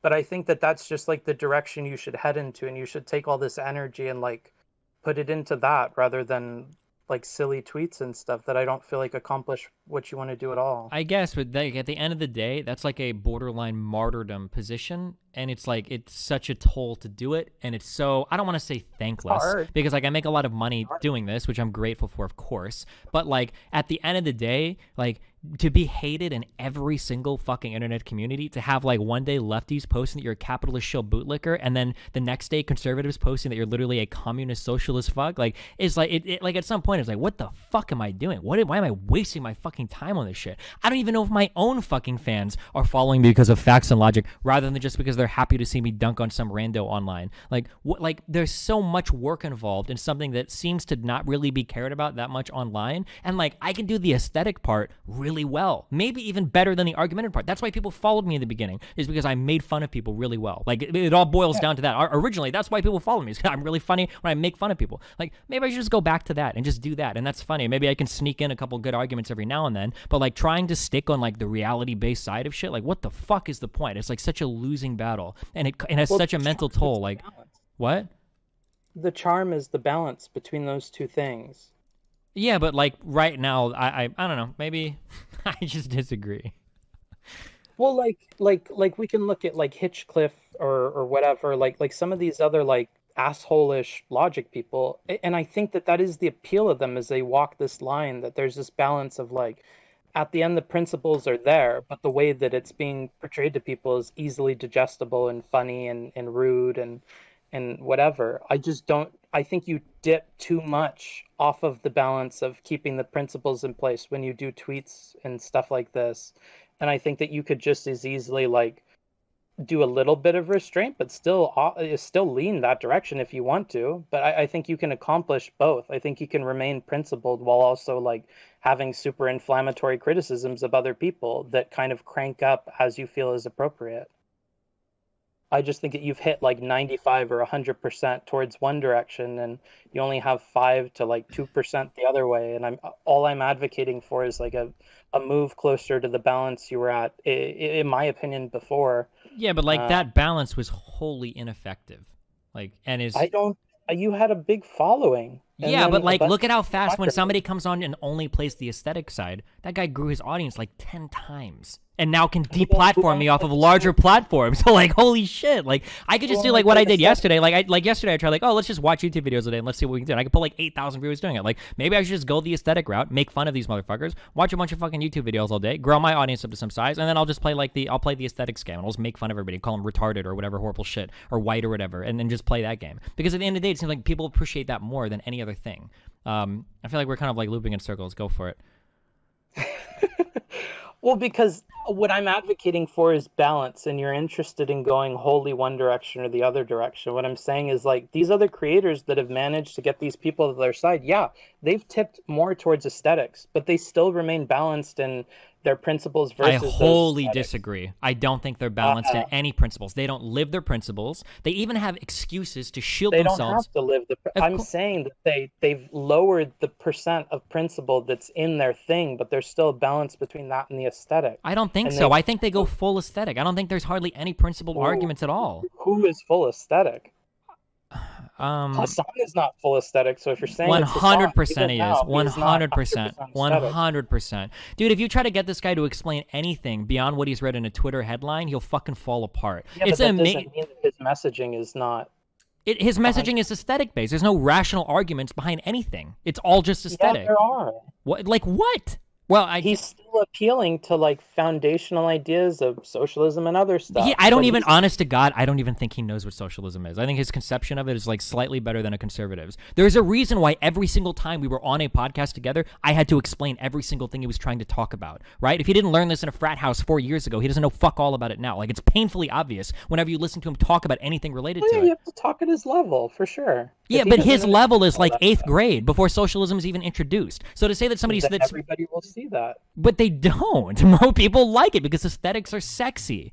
Like, that's the whole point about this. You look at somebody like Sean and Jen or H. Bumgarner. Look at these guys. Oh my God. Look at Philosophy Tube that was tweeting out about how like he was going to join a rent strike while he's like in the top 1% of earners in the UK or whatever, talking about how like he can't afford his apartment. But when he was rent strike is not an inflammatory. It's not leaning towards aesthetics. It is, though, because the implications that are made from that are so disingenuous. The idea, one, that every landlord is a large company, or two, that he's earning less money than every landlord, or that even the average landlord is dramatically out-earning median wages in the UK. It's based on all of those assumptions. Only a few of those are ever... Did he say that? No, he doesn't, but that's the implication. The implication... Do the people that agree with him believe that? Yes, is that 100%. I'll bet my life right now you can draw and quarter me. If the majority of left Twitter doesn't believe that the average landlord is some decked out multi-millionaire fucking guy that is just like shitting on fucking renters looking for an excuse to be a victim. That's the general idea of a landlord. And most of these people can't even explain basics of like how housing markets or rent work. Like 100%. So playing the same game of realizing like, okay, people don't really care about this or they're not connecting these ideas. But if I present this, this, and this, I'm able to reach them and like get them here. And I think if you ask a lot of these people, honest to God, they do think that they are benefiting people by exposing them to ideas that are less radical or that are more grounded in like the principles that they personally believe that they follow. And I agree that in practice, a lot of them don't, or like a lot of them do things that are really shitty, or they're manipulating people for sure. But I think if you honestly ask those people, they think just like you that they're doing that, they're being inflammatory, whatever, because they're hooking people in and then they're going to tell them something else. They're telling them like these better things or whatever. Or at the end of the day, if I'm moving them to the left, it's a positive thing, or, you know, things like that. Or they think it's better if they're in my chat than in somebody else's. I will use my platform to boost you as much as possible so that you can run through these same loops, because I would love to see your feelings about this after 1 to 5 years of being in this arena. Like, I would have agreed with you so many years ago, but like reconsidering it, because I've talked to a lot of people and we end up getting to a point where they're like, oh no, I let go of my principles when it comes to like Twitter and talking this way, or like, oh no, like I let go of those principles when I'm upset with somebody. And I just feel like my position then is going to be to tell these people to realize that when you let go of them like that, it's detrimental to your larger cause. Either accept that you don't care about that part of things and rebalance everything and your understanding of your own position and the way you portray it to other people, or, you know, be open to the idea that like you need to learn more about this or move yourself on it or whatever. Like I agree with you. A lot of these people are really shitty when you talk to them in private, and it turns out that like, oh no, I don't really, you know, believe in this, or no, I don't really stand behind that, or yeah, I realize that's awful. Like even with you about this, like that's the way you're at. But I mean, you've moved here because you said other people were doing it, and you've gotten sick of like, you know, like you said, being the one fire truck that's doing things correctly. But I don't think that that means that you should go the other way. I honestly think you're able to, because of how good you are at talking with people and arguing.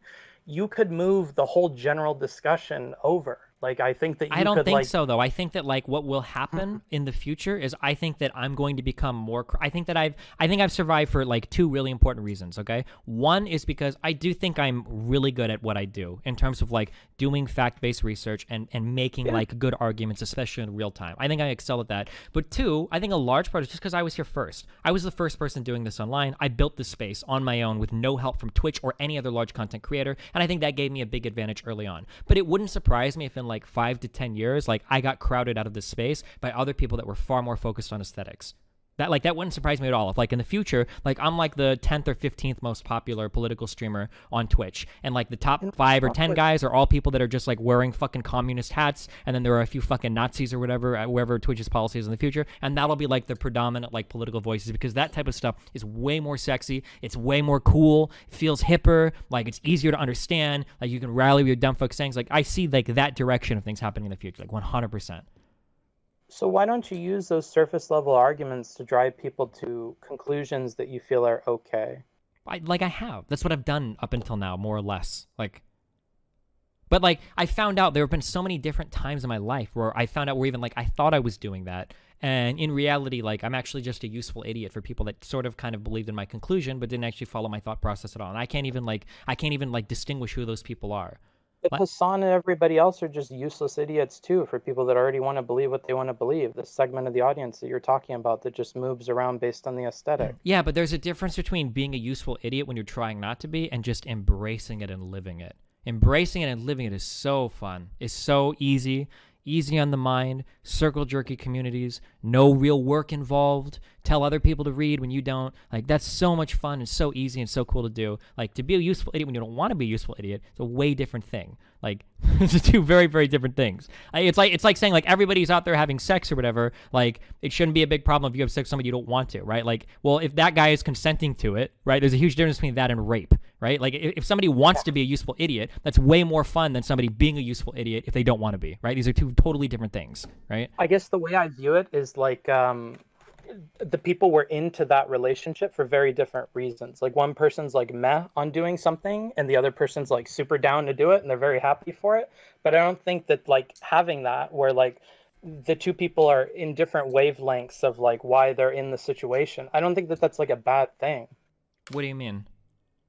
So like if people are coming to conclusions for different reasons, or people are, you know, putting themselves into a situation or finding themselves becoming a certain person for reasons that are different than like what they wanted to do, as long as the conclusion and the situation itself and the outcome is like aligned with what you were getting into doing, I think that's fine. Like if people want to use that's a useless idiot for something you honestly believe in. I understand you, but like the problem there is like when we look at everything scientific, right? We're looking for predictiveness. Like how well can I like shape a person's future belief.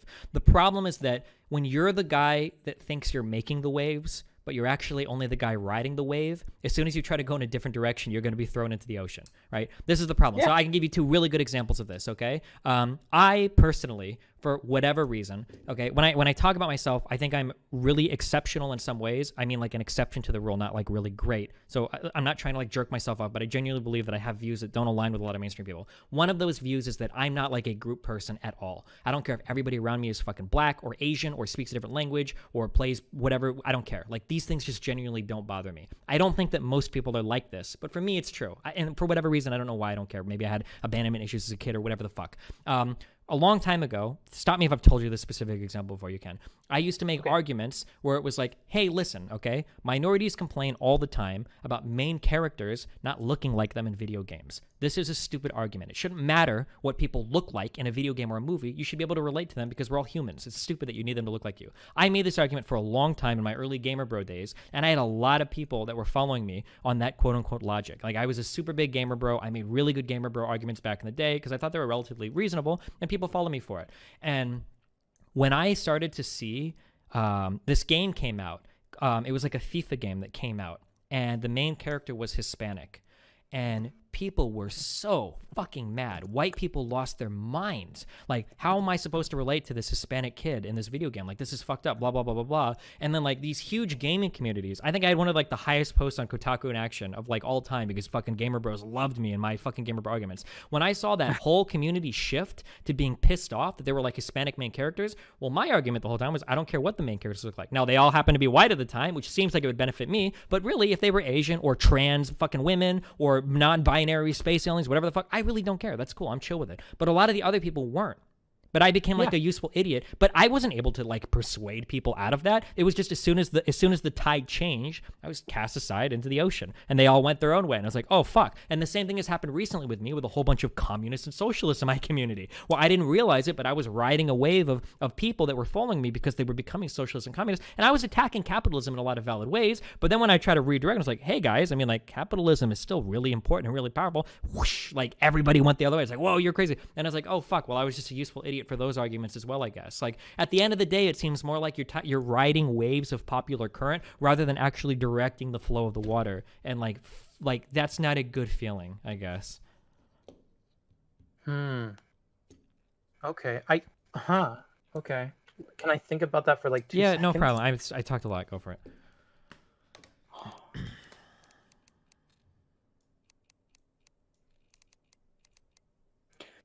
So you care a lot about being one of the top people, at least for politics, right? It's hard to say that, like, yes, but that's more of like it's more a result of like I obviously, if I have a political voice online, I want it to be somewhat relevant, and you're not really that relevant if you have an audience of 10 people, whereas if you have a larger audience, like, you're effecting some sort of like change in the political discourse, which is my goal, right? I want people to think about things in a different way, and I need an audience in order to do that. So in a way, yeah, I want to be like a large political voice, because if politics is power, then power is going to be informed by the number of people that listen to you, right? But earlier, the reason I'm asking is because earlier it sounded like you were uncomfortable with the idea of being like top 15 when the people at the top are like representing really awful opinions. And so what that almost implies to me is then that like I would rather give up these principal things to be at the top and influence all those people than to have the correct position that I honestly agree with and be at like 15. Yeah, maybe. Like, if I had to like endure like a great cost. So like, for example, like one of the things that I see in almost every other community is people can say whatever they want. Their audiences are never critical of them, and they have great relationships with other creators who audiences love them. Whereas for me, like, my relationship with every other community is incredibly combative, and that extends to my own community as well. Like, if I say something incorrect, my community will fucking call me the fuck out on it, right? That like other people might be able to say like, oh, okay, well, this guy did something shitty, mistreating this worker, but nobody's going to call him out on it. Everybody's going to circle jerk for him. Everybody's going to jump to defense. But like, my community is literally calling me racist because I told Hasan to go back to Turkey. like at that level of like that difference in terms of how communities treat each other. Like, why would I try so hard to have like a community that keeps me honest when I could just have a circle jerking community that'll like shield me from all criticism? Like it seems like that's more fun. It's easier to maintain. Like, it makes you feel better when you go onto your own platforms. Like, all of these people have that comfort. Like, well, fuck it. Why shouldn't I just do that for myself? Like, what am I gaining by not doing that? I kind of like where this is going. So the audience is like an interesting aspect to this. So like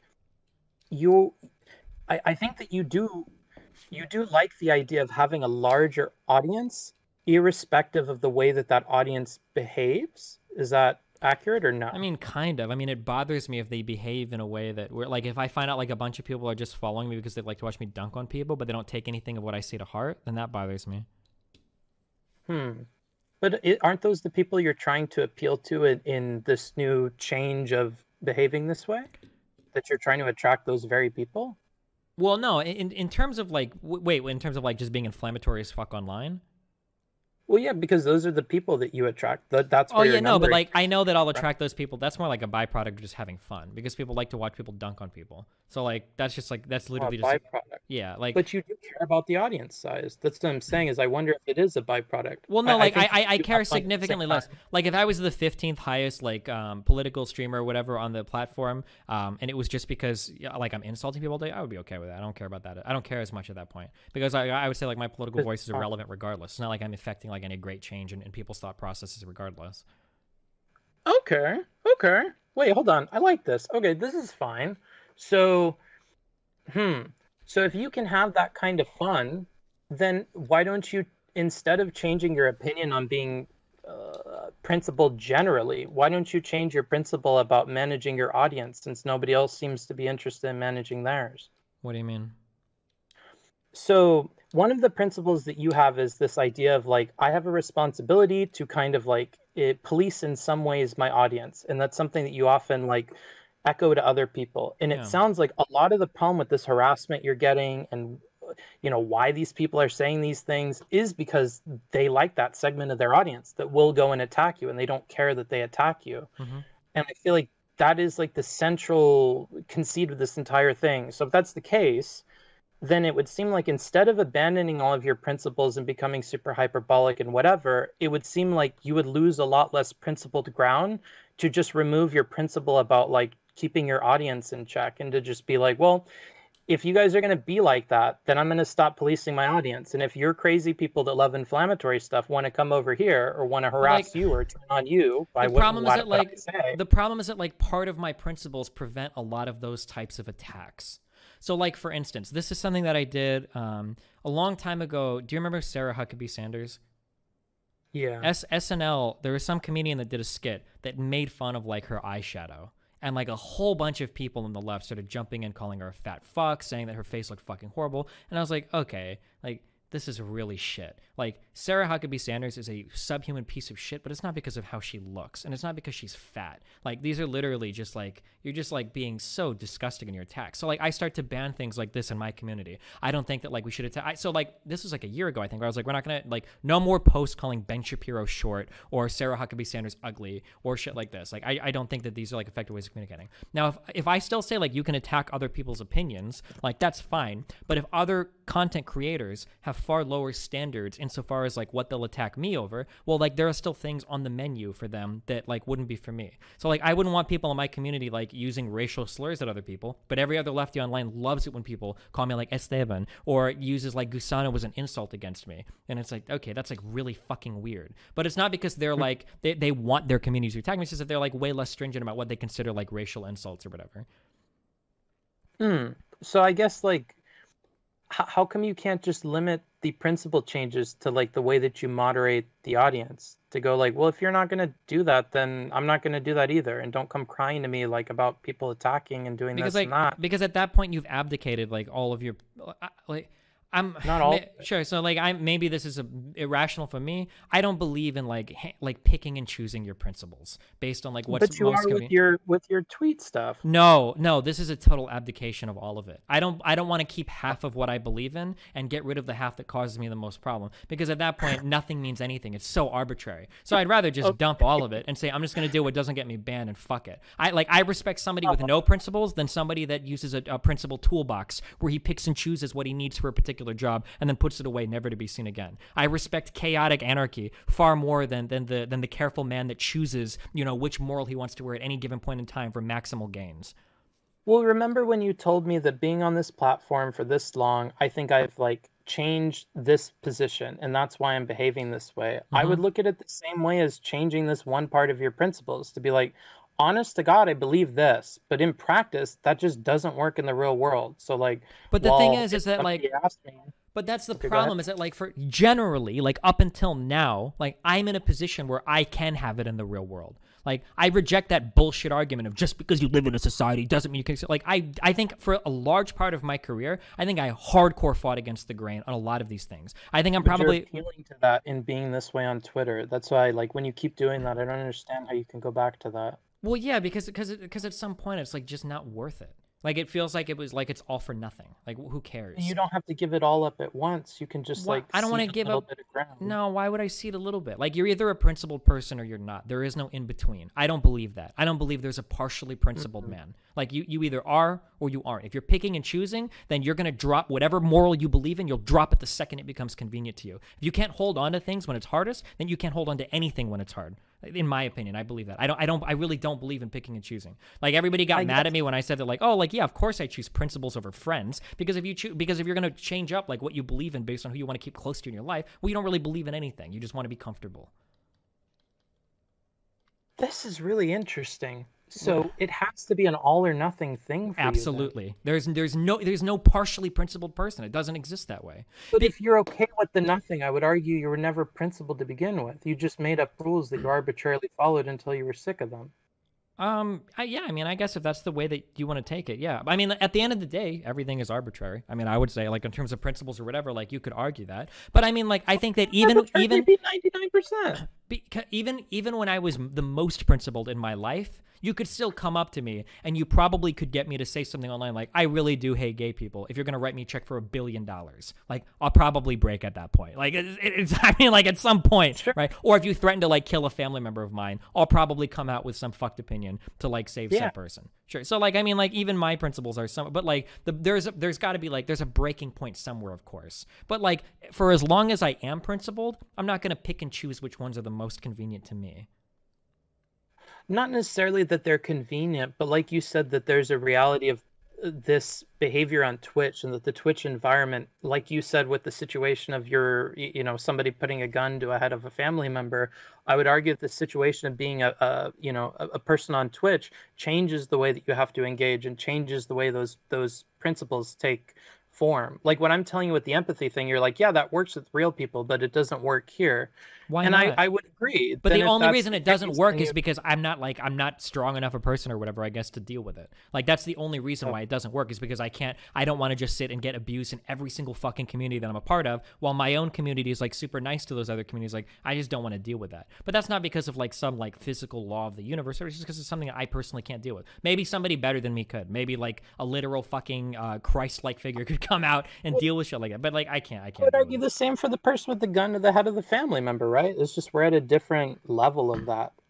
Sure. So when other people see that like it's an effective means of breaking somebody's principles to like engage in a certain type of behavior, so you make a concession to that crowd, well, like at that point, like it's just a matter of time before you start tearing them all down. That's a slippery slope, but sure. I don't agree. Maybe. That's a slippery slope at all. So slippery slope fallacy only works when you can't draw a connection between A and B. I think that very clearly if somebody sees... I don't mean it as like a fallacy. Oh, sorry. I'm so sorry. Okay. Okay, sorry. Usually slippery slope is used in the context of fallacy. Yeah, I mean, it is a form of slippery slope, right? But I believe that you could easily see it going from one to the next. Yeah, sure. Yeah, you definitely could. I just worry because, and this is something I noticed, I might be wrong, but I have this, I'm noticing that there's this like 100 or nothing thing that you do with a lot of like your opinions or like your approaches to problem solving. And I wonder if that's like the best way of handling this one in particular, where the nuance of it does seem important, because it's like all these people and these audiences and this and that, like all these things coming together. I think it does create an environment where like you probably shouldn't be 100 or nothing, and it is a weird situation that other people aren't normally in. Other people could follow your principles through their whole life, yeah, if they're not like an influencer, or they don't, you know, like you said, have somebody put a gun to the head of a family member, like that all of a sudden changes things. And I think likewise, you being this Twitch person, and then you being a Twitch person with these beliefs about audience size and whatever, this all has created like conditions under which you're going to change the way your principles actually, you know, happen in the real world. Yeah, The but same like way up if until somebody, now, like like took Melinda hostage or something, like you would, or Melina, like yeah, that would change the way but you would like act. up until now, I'm pretty sure that like I like.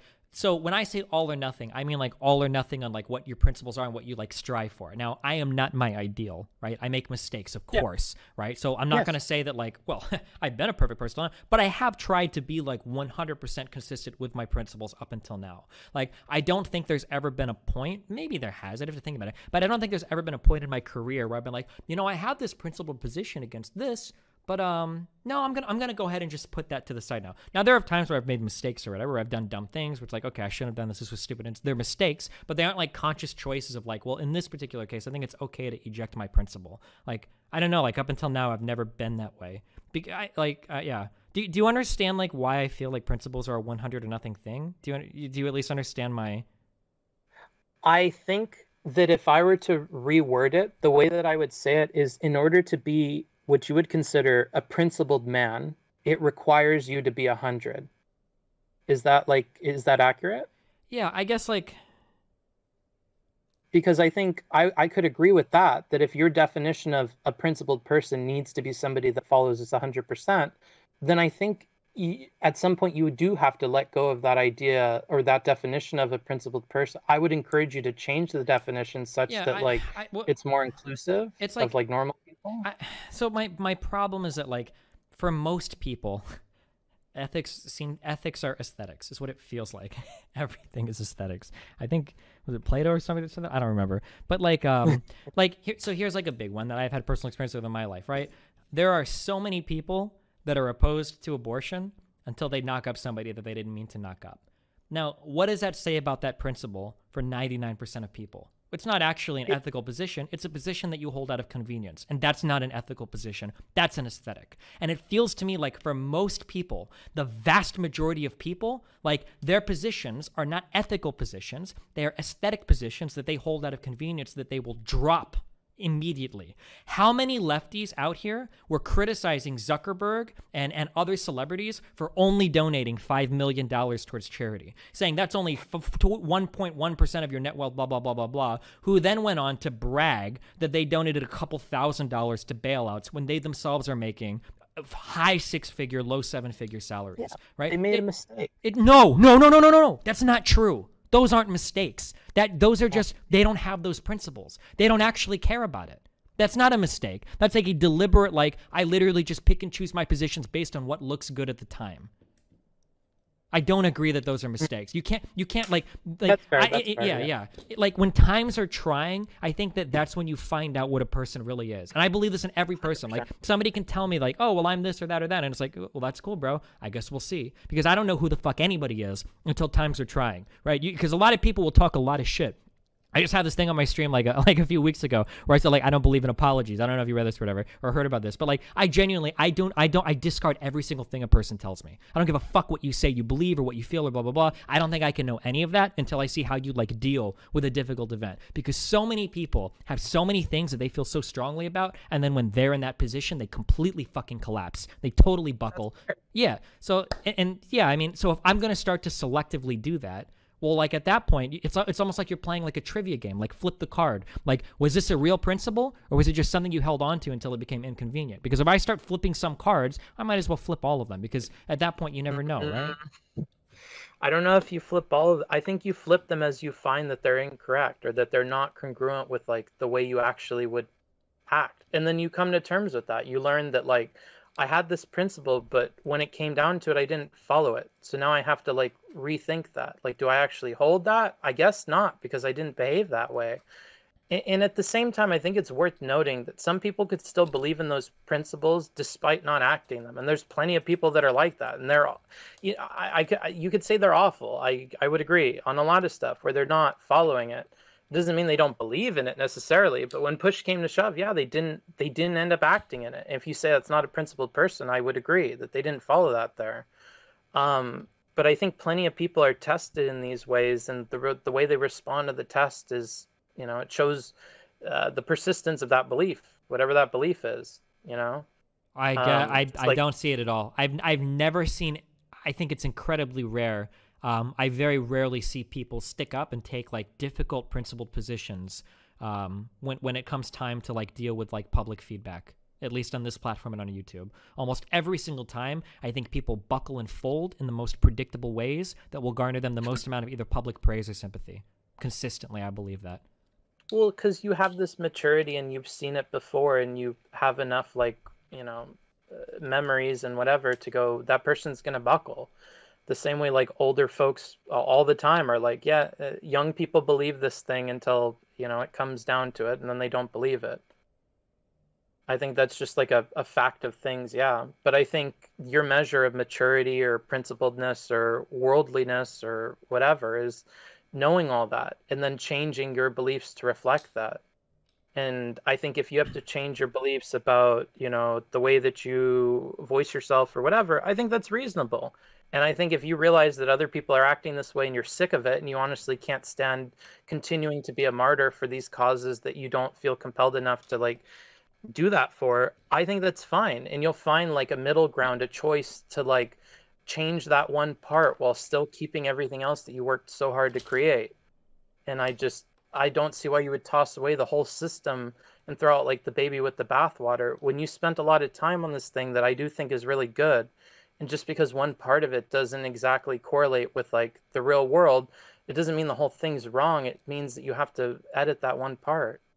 But I'm not editing this part because I don't agree with it or because I think it's bad, like argumentatively. It's just not practical. It's unbearable. Like I guess we could argue that that's not practical, but like I don't think that like an ethical position isn't like, I don't know how much it plays into like practicality. Like I think that when I say practicality, it does tie very closely to what you're saying about unbearable. I think when it becomes unbearable, it's all of a sudden impractical, that you can't hold that position anymore because you can't bear it. Sure, but then at that point, like, I don't know, maybe then you just edit that one little part, right? And then you go, like the problem is then that you teach people maybe it's like just a personal problem that I have. I mean, like I had this problem when I worked jobs like earlier in my life before I was a streamer. Like usually like if I go into a job, I would be ultra hyper fucking motivated. Like I would want to learn every part of it. I want to do every part of it. But as soon as I started to figure out that other employees didn't care, that hurt a little bit. And then when I found out that management didn't really care, I lost all interest. Like half-assing shit is just, I don't know, it's like really, really hard. Maybe that's just a personality type that I have. It's really hard for me to have like a half investment in something or to like partially care about something. Like when I find out that other people don't really care or that like I have to discard parts of it and not care, and it's like, well, fuck. At that point, like I don't really give a fuck about it at all. Like it feels like so arbitrary and so stupid to pick and choose like certain values because some things are like, well, this is just a little bit too inconvenient for me. Like fuck this. Like at that point, there's so much I might as well toss out at that point. Like I feel like you adjust it. Like once you become a manager and you see how management works, then all of a sudden the way you view work is different. Now all of a sudden you don't have an employee mindset. Now with the experience of a manager, now you have a managerial mindset. Then once you become an executive, then all of a sudden you have an executive mindset. And I think it's okay for all these people to have different ideas of the way that the system works because each of these people have ideas based on their experience of it. I don't think any of them are wrong or right, and that these like principles and things actually just serve like to give them guidance on the decisions they make. And employees thinking that they should act really hard, I think is beneficial because then they'll move up to management. Sure, like I'm more like maybe like I was just giving that as an example of like being like totally bought into a project or not. I mean, I wouldn't hold employers or employees more accountable to this type of thought because you're literally a cog in a wheel, and I can understand being demotivated or motivated to some extent. You're kind of a cog in the Twitch wheel, though, right? Absolutely. To, like, say that. It's way, way, way different. I have way more freedom in this job. I mean, to some extent, we're all cogs, right? But I have way more freedom in this job versus any other job I worked worked in my life. So like, 100%. yeah. So like, if I was offered like a shit job when I was a carpet cleaner, like a horrible, like a pet cleaning job where I'd have to tear up a carpet, get rid of the padding, seal the subfloor, all this horrible fucking stupid shit, right? I have to take it. I need the money, right? Like you're on the edge. Like you're not going to be able to pay your fucking mortgage. Yeah. So like in that case, like, well, how much freedom do you have to say yes or no to certain jobs? Whereas here, I throw away tens of thousands of dollars, hundreds of thousands of dollars a year easily because I don't do gambling sponsorships, right? I get hit up all the time for like CSGO shit, for blackjack shit or whatever. It's like, no, I don't do gambling sponsorships. Like I can take like principal positions because I'm wealthy enough now to have the option to be like, hey, like I don't agree with this particular thing. I'm not going to do it. And every other person in my position, regardless of what stupid fucking meme comments they want to like make or comics they want to spread, like regardless of what they say, they're actually in the exact same position as me. That if they actually truly believed in something, they could live it. They could actually show it. They could demonstrate it 100%. But nobody does. So like, maybe. No, But 100%.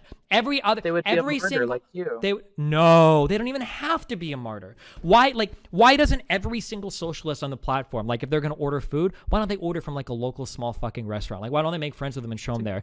Like why don't they wear clothes that are like fucking like from like some other small town distributor? Why are they wearing like name brand fucking fashions? Like why doesn't every single small like lefty streamer like promote certain businesses online that run themselves as co-ops or whatever? Like nobody does this at all. But supposedly, they don't go 100%. no, they don't even go 1%. They don't give a fuck about any of it. They only go for the aesthetic. Hold on, they don't go 1%. They don't go 0%. But they're certainly not 100%. This is like 2% effort. Like I could do 1 week on my stream as living as a socialist, and I could outperform every single one of these guys with minimal effort. Like for me to get on Google. Funny. Why would you do that? Would that be fun? No, it's fucking pathetic, and it makes me sick. Because none of them will follow. Like it's horrible. It's not. But you would prove a thing. I think. What would I prove a thing? Like all they would do is shit post that same meme comment at me over and over again, saying, "Oh, you think that because you live in a society you can't criticize it?" Because none of them think. Because at the end of the day, it's all aesthetic. It shouldn't take me, some random fucking midget Cuban guy, to show people like, well, hey, maybe you could just start by supporting small and local businesses. Like the fact that I would even have to say that is fucking pathetic. Yeah. Yeah, I mean, you can, yeah. Did you see where I was coming though with the, like, your opinions are going to change as your position changes, as like, yeah, of realistically, course.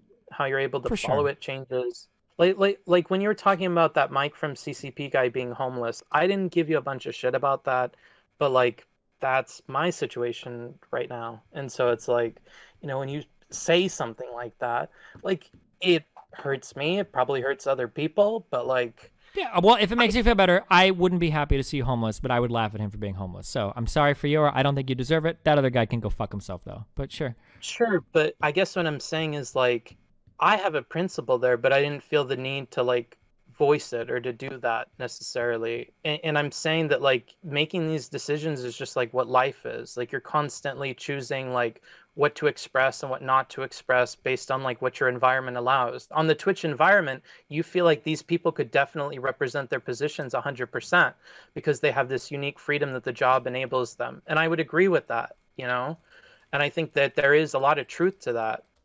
But have you heard the there's some edgy fucking quote like the only condition that must exist for evil to prevail is for men to maintain their neutrality or some shit like this. You know what I'm talking about?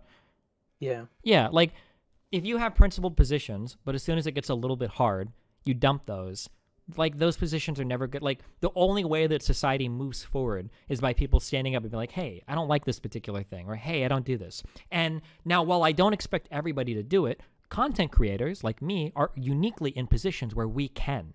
I can actually endure a great deal of social stress because my job isn't reliant on any of these things. I can come out and say, I love trans people, I love black people, this is right, wrong, or whatever, and I don't have to worry about an employer firing me or any shit like that. And I make a lot of money, so even if a lot of people don't like me or whatever, that's fine. It's okay. Like, I have the ability to do that. Nobody else seems to care about that, though. Like, it's just the aesthetic. So, like, this idea that, like, you have principles, but then you dump... I don't know. Go ahead, sorry. Oh, I guess I see that as like an important principle, like to be pro-trans, to be pro-gay people, to support, impoverished people. I think all of that is important. I don't think those are principles that you could, fall back out of. Sure. Well, what about being homophobic?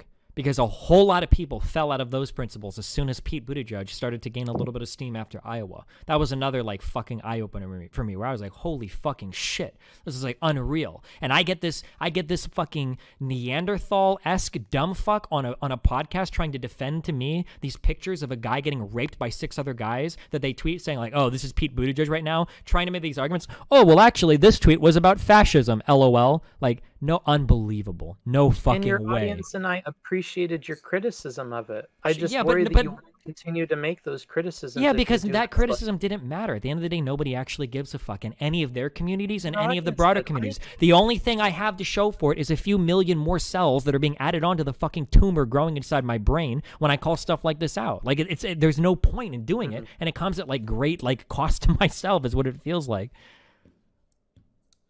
You make so much progress with so many people. Like, on the same note, you talk about how people are messaging you and telling you that like they've changed their positions on radical stuff precisely because you've been consistent about talking about these things this way. I think like figuring out what it takes, like, because I guess it depends on what you want out of this. Because on one hand, we're talking about the audience size, and on another hand, we're talking about de-radicalizing people, and on yet another, we're talking about meeting this definition of like a principled person.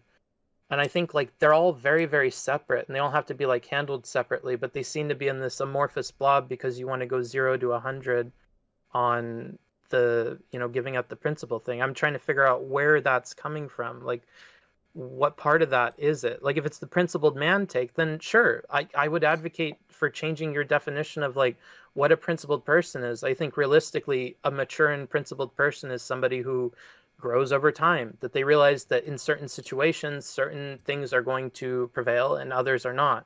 And that for like what I determine to be the greatest good that I can make out of this situation, I make choices on like what I'm going to do. And I'm going to give some ground in some areas, and I'm going to gain ground in others.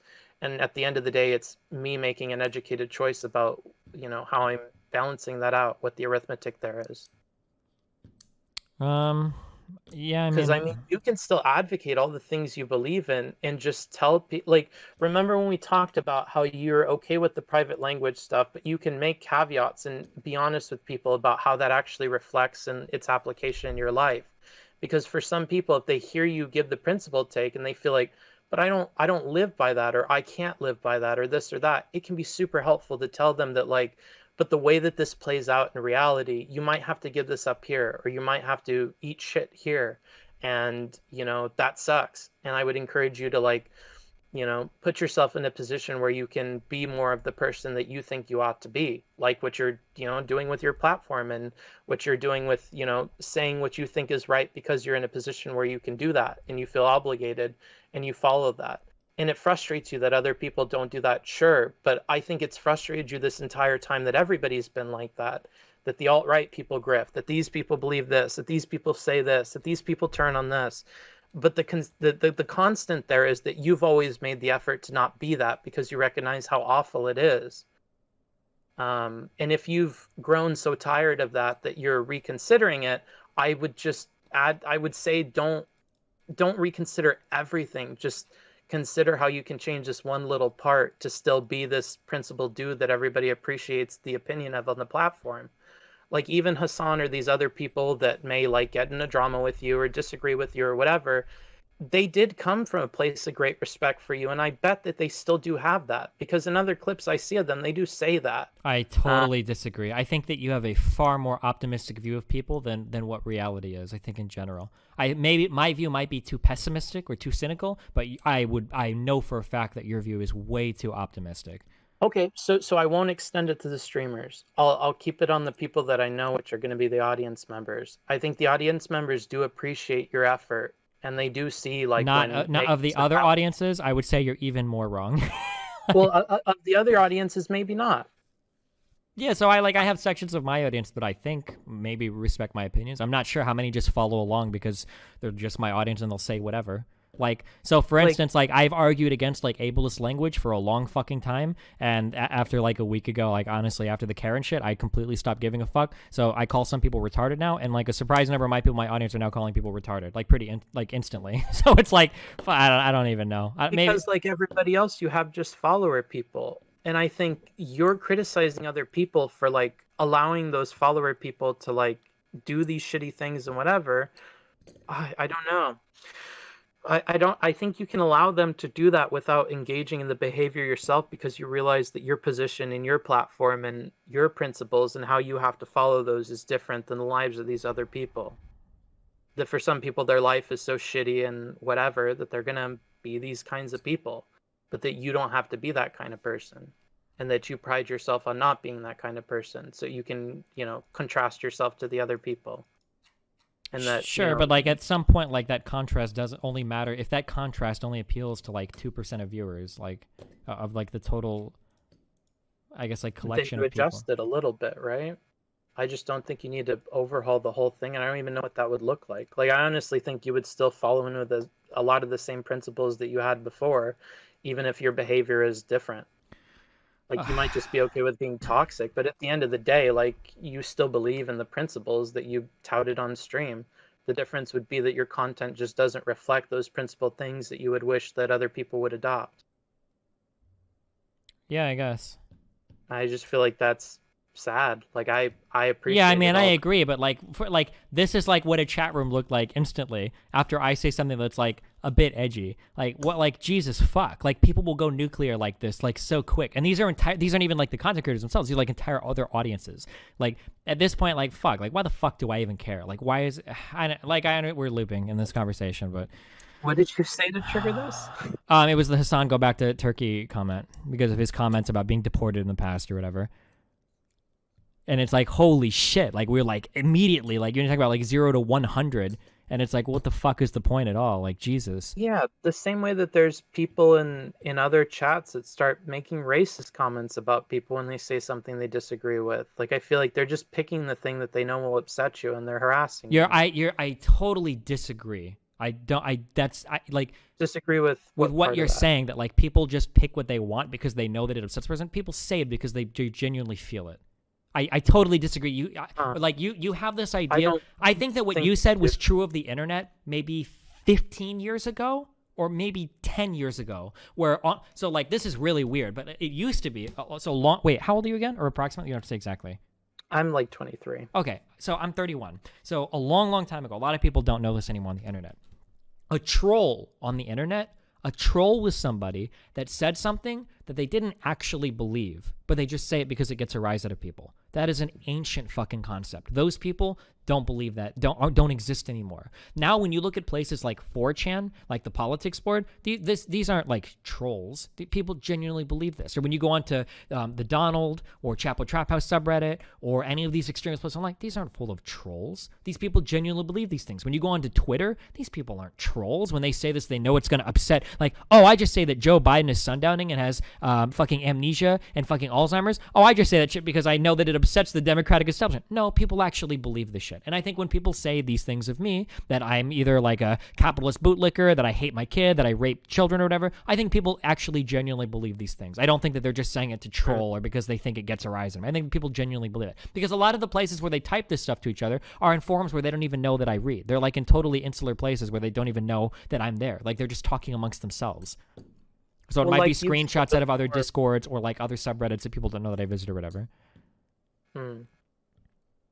Like you said before, that people find like community in, touting beliefs that they don't personally hold, or that like their beliefs just reflect what their group ideology expects of them. Yeah. Perhaps that's the thing here too, that they know that in this chat, if I make fun of Destiny, if I say this thing, then like everybody will agree with it or it'll be funny. Well, yeah, but I mean, like at that point, like nobody believes anything for real anyway. Like most of these people, if I corner down most of these people and I talk to them for like 5 minutes, they'll buckle immediately. Like, oh, I didn't know that about you. Or, oh, like that is total bullshit or whatever. But like, who cares at that point? Like, is that supposed to make me feel better that the people that all think that I'm a pedophile online? Well, if they had 5 minutes in a room with me, they wouldn't think that. Like, is that supposed to be like a great consolation to me? Like, oh, well, they don't actually know this about me. They just think it right now, but I could convince them otherwise if they gave me some time.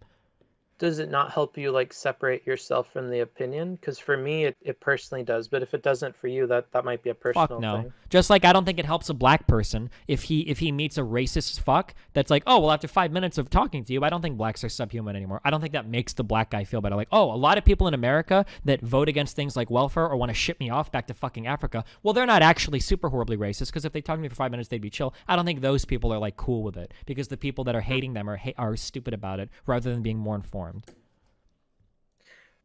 Yeah, I mean, like, I get what you're saying. That's not helpful, because ultimately the problem is that you're facing all this harassment. Ultimately, the problem is that people are doing this, right?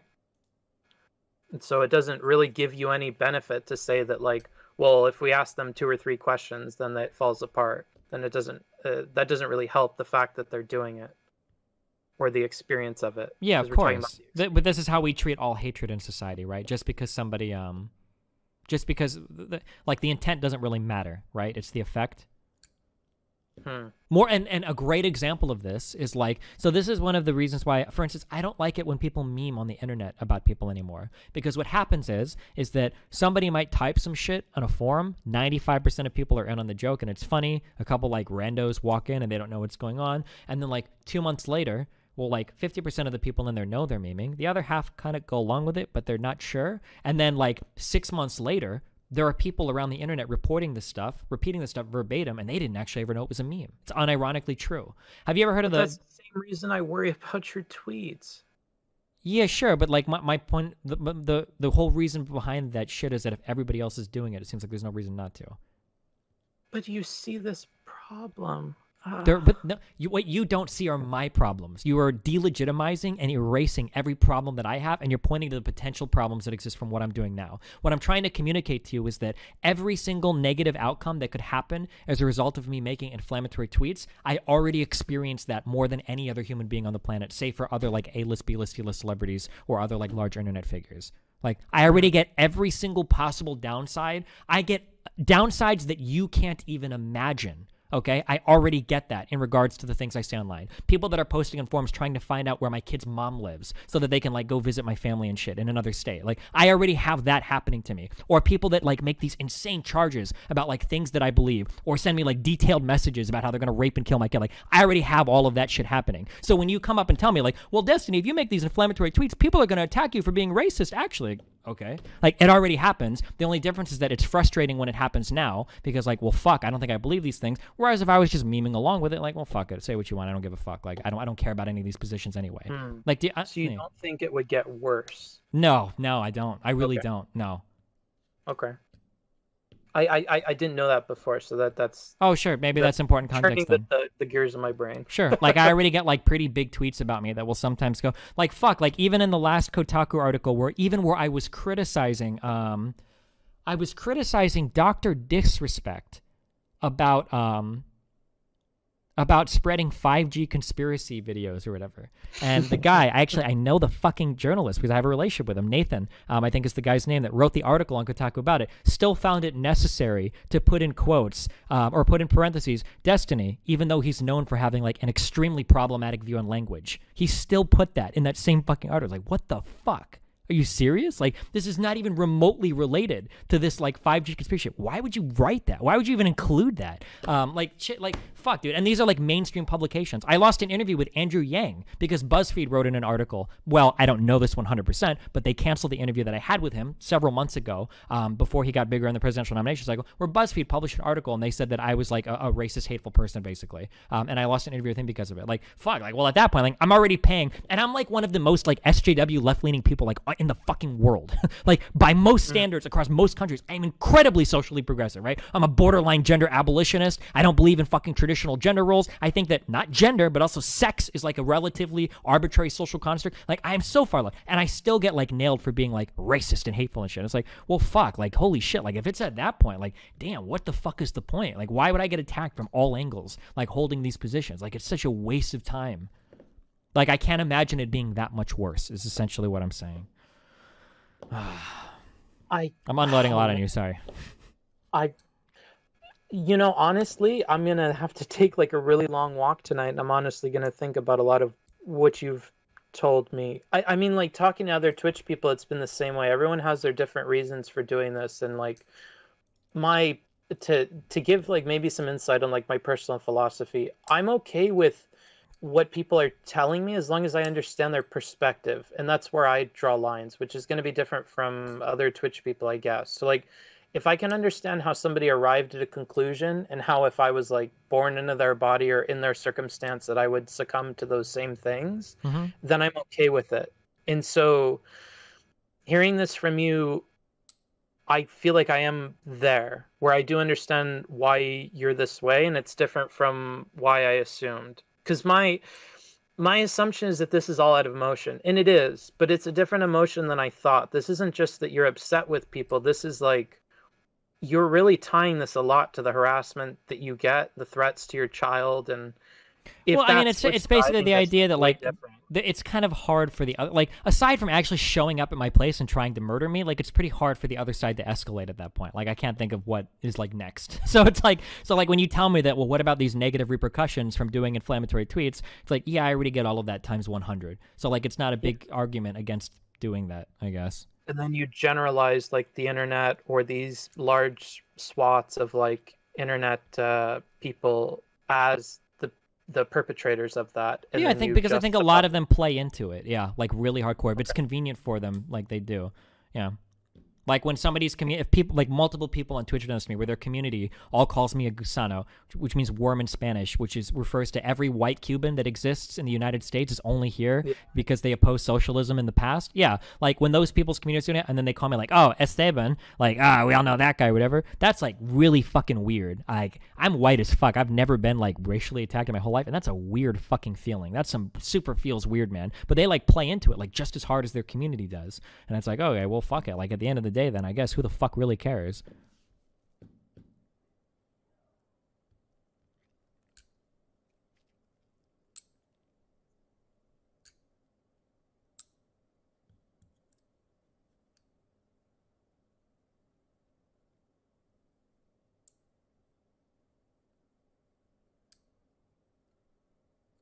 Wait, are you still there? Damn, it was too much. Even for him on the call, he couldn't handle it. Oh, sorry, I'm on push to talk. Can you hear me now? Yeah, I can hear you. What's up? Okay, I'm really, really sorry about that. Did your computer crash? Okay. If you're talking, I can't hear you. I'm gonna think more on this. Mm-hmm. Sorry, my laptop like ran out of battery. Can you hear me now? Yeah, I can hear you. Okay, awesome. I'm really sorry that you go through all this harassment. No, and if it's not that's good. honest to God, what's driving a lot of this behavior, Mm-hmm.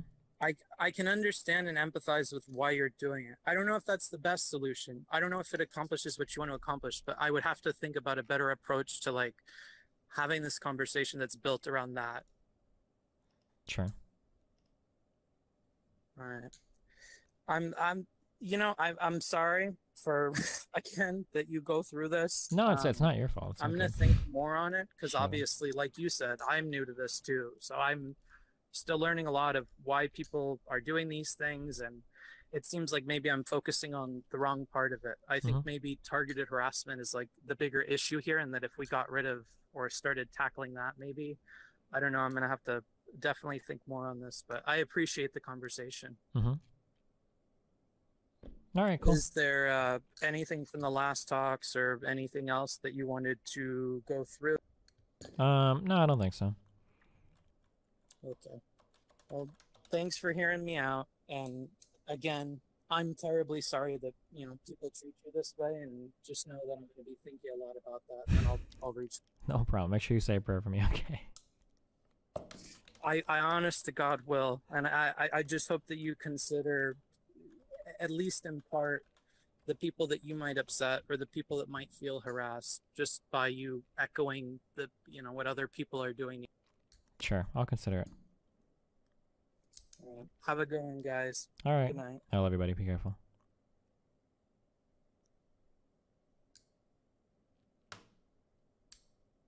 What's up, my dudes? This is the part of the stream where I'm supposed to cry and get like fucking $10,000 in donations. But to be honest, fuck all of you. I probably hate most of you motherfuckers anyway. Why? Who cares about them if they don't vote, Pixie? That's the problem that nobody understands. Nobody understands this on the left. If you don't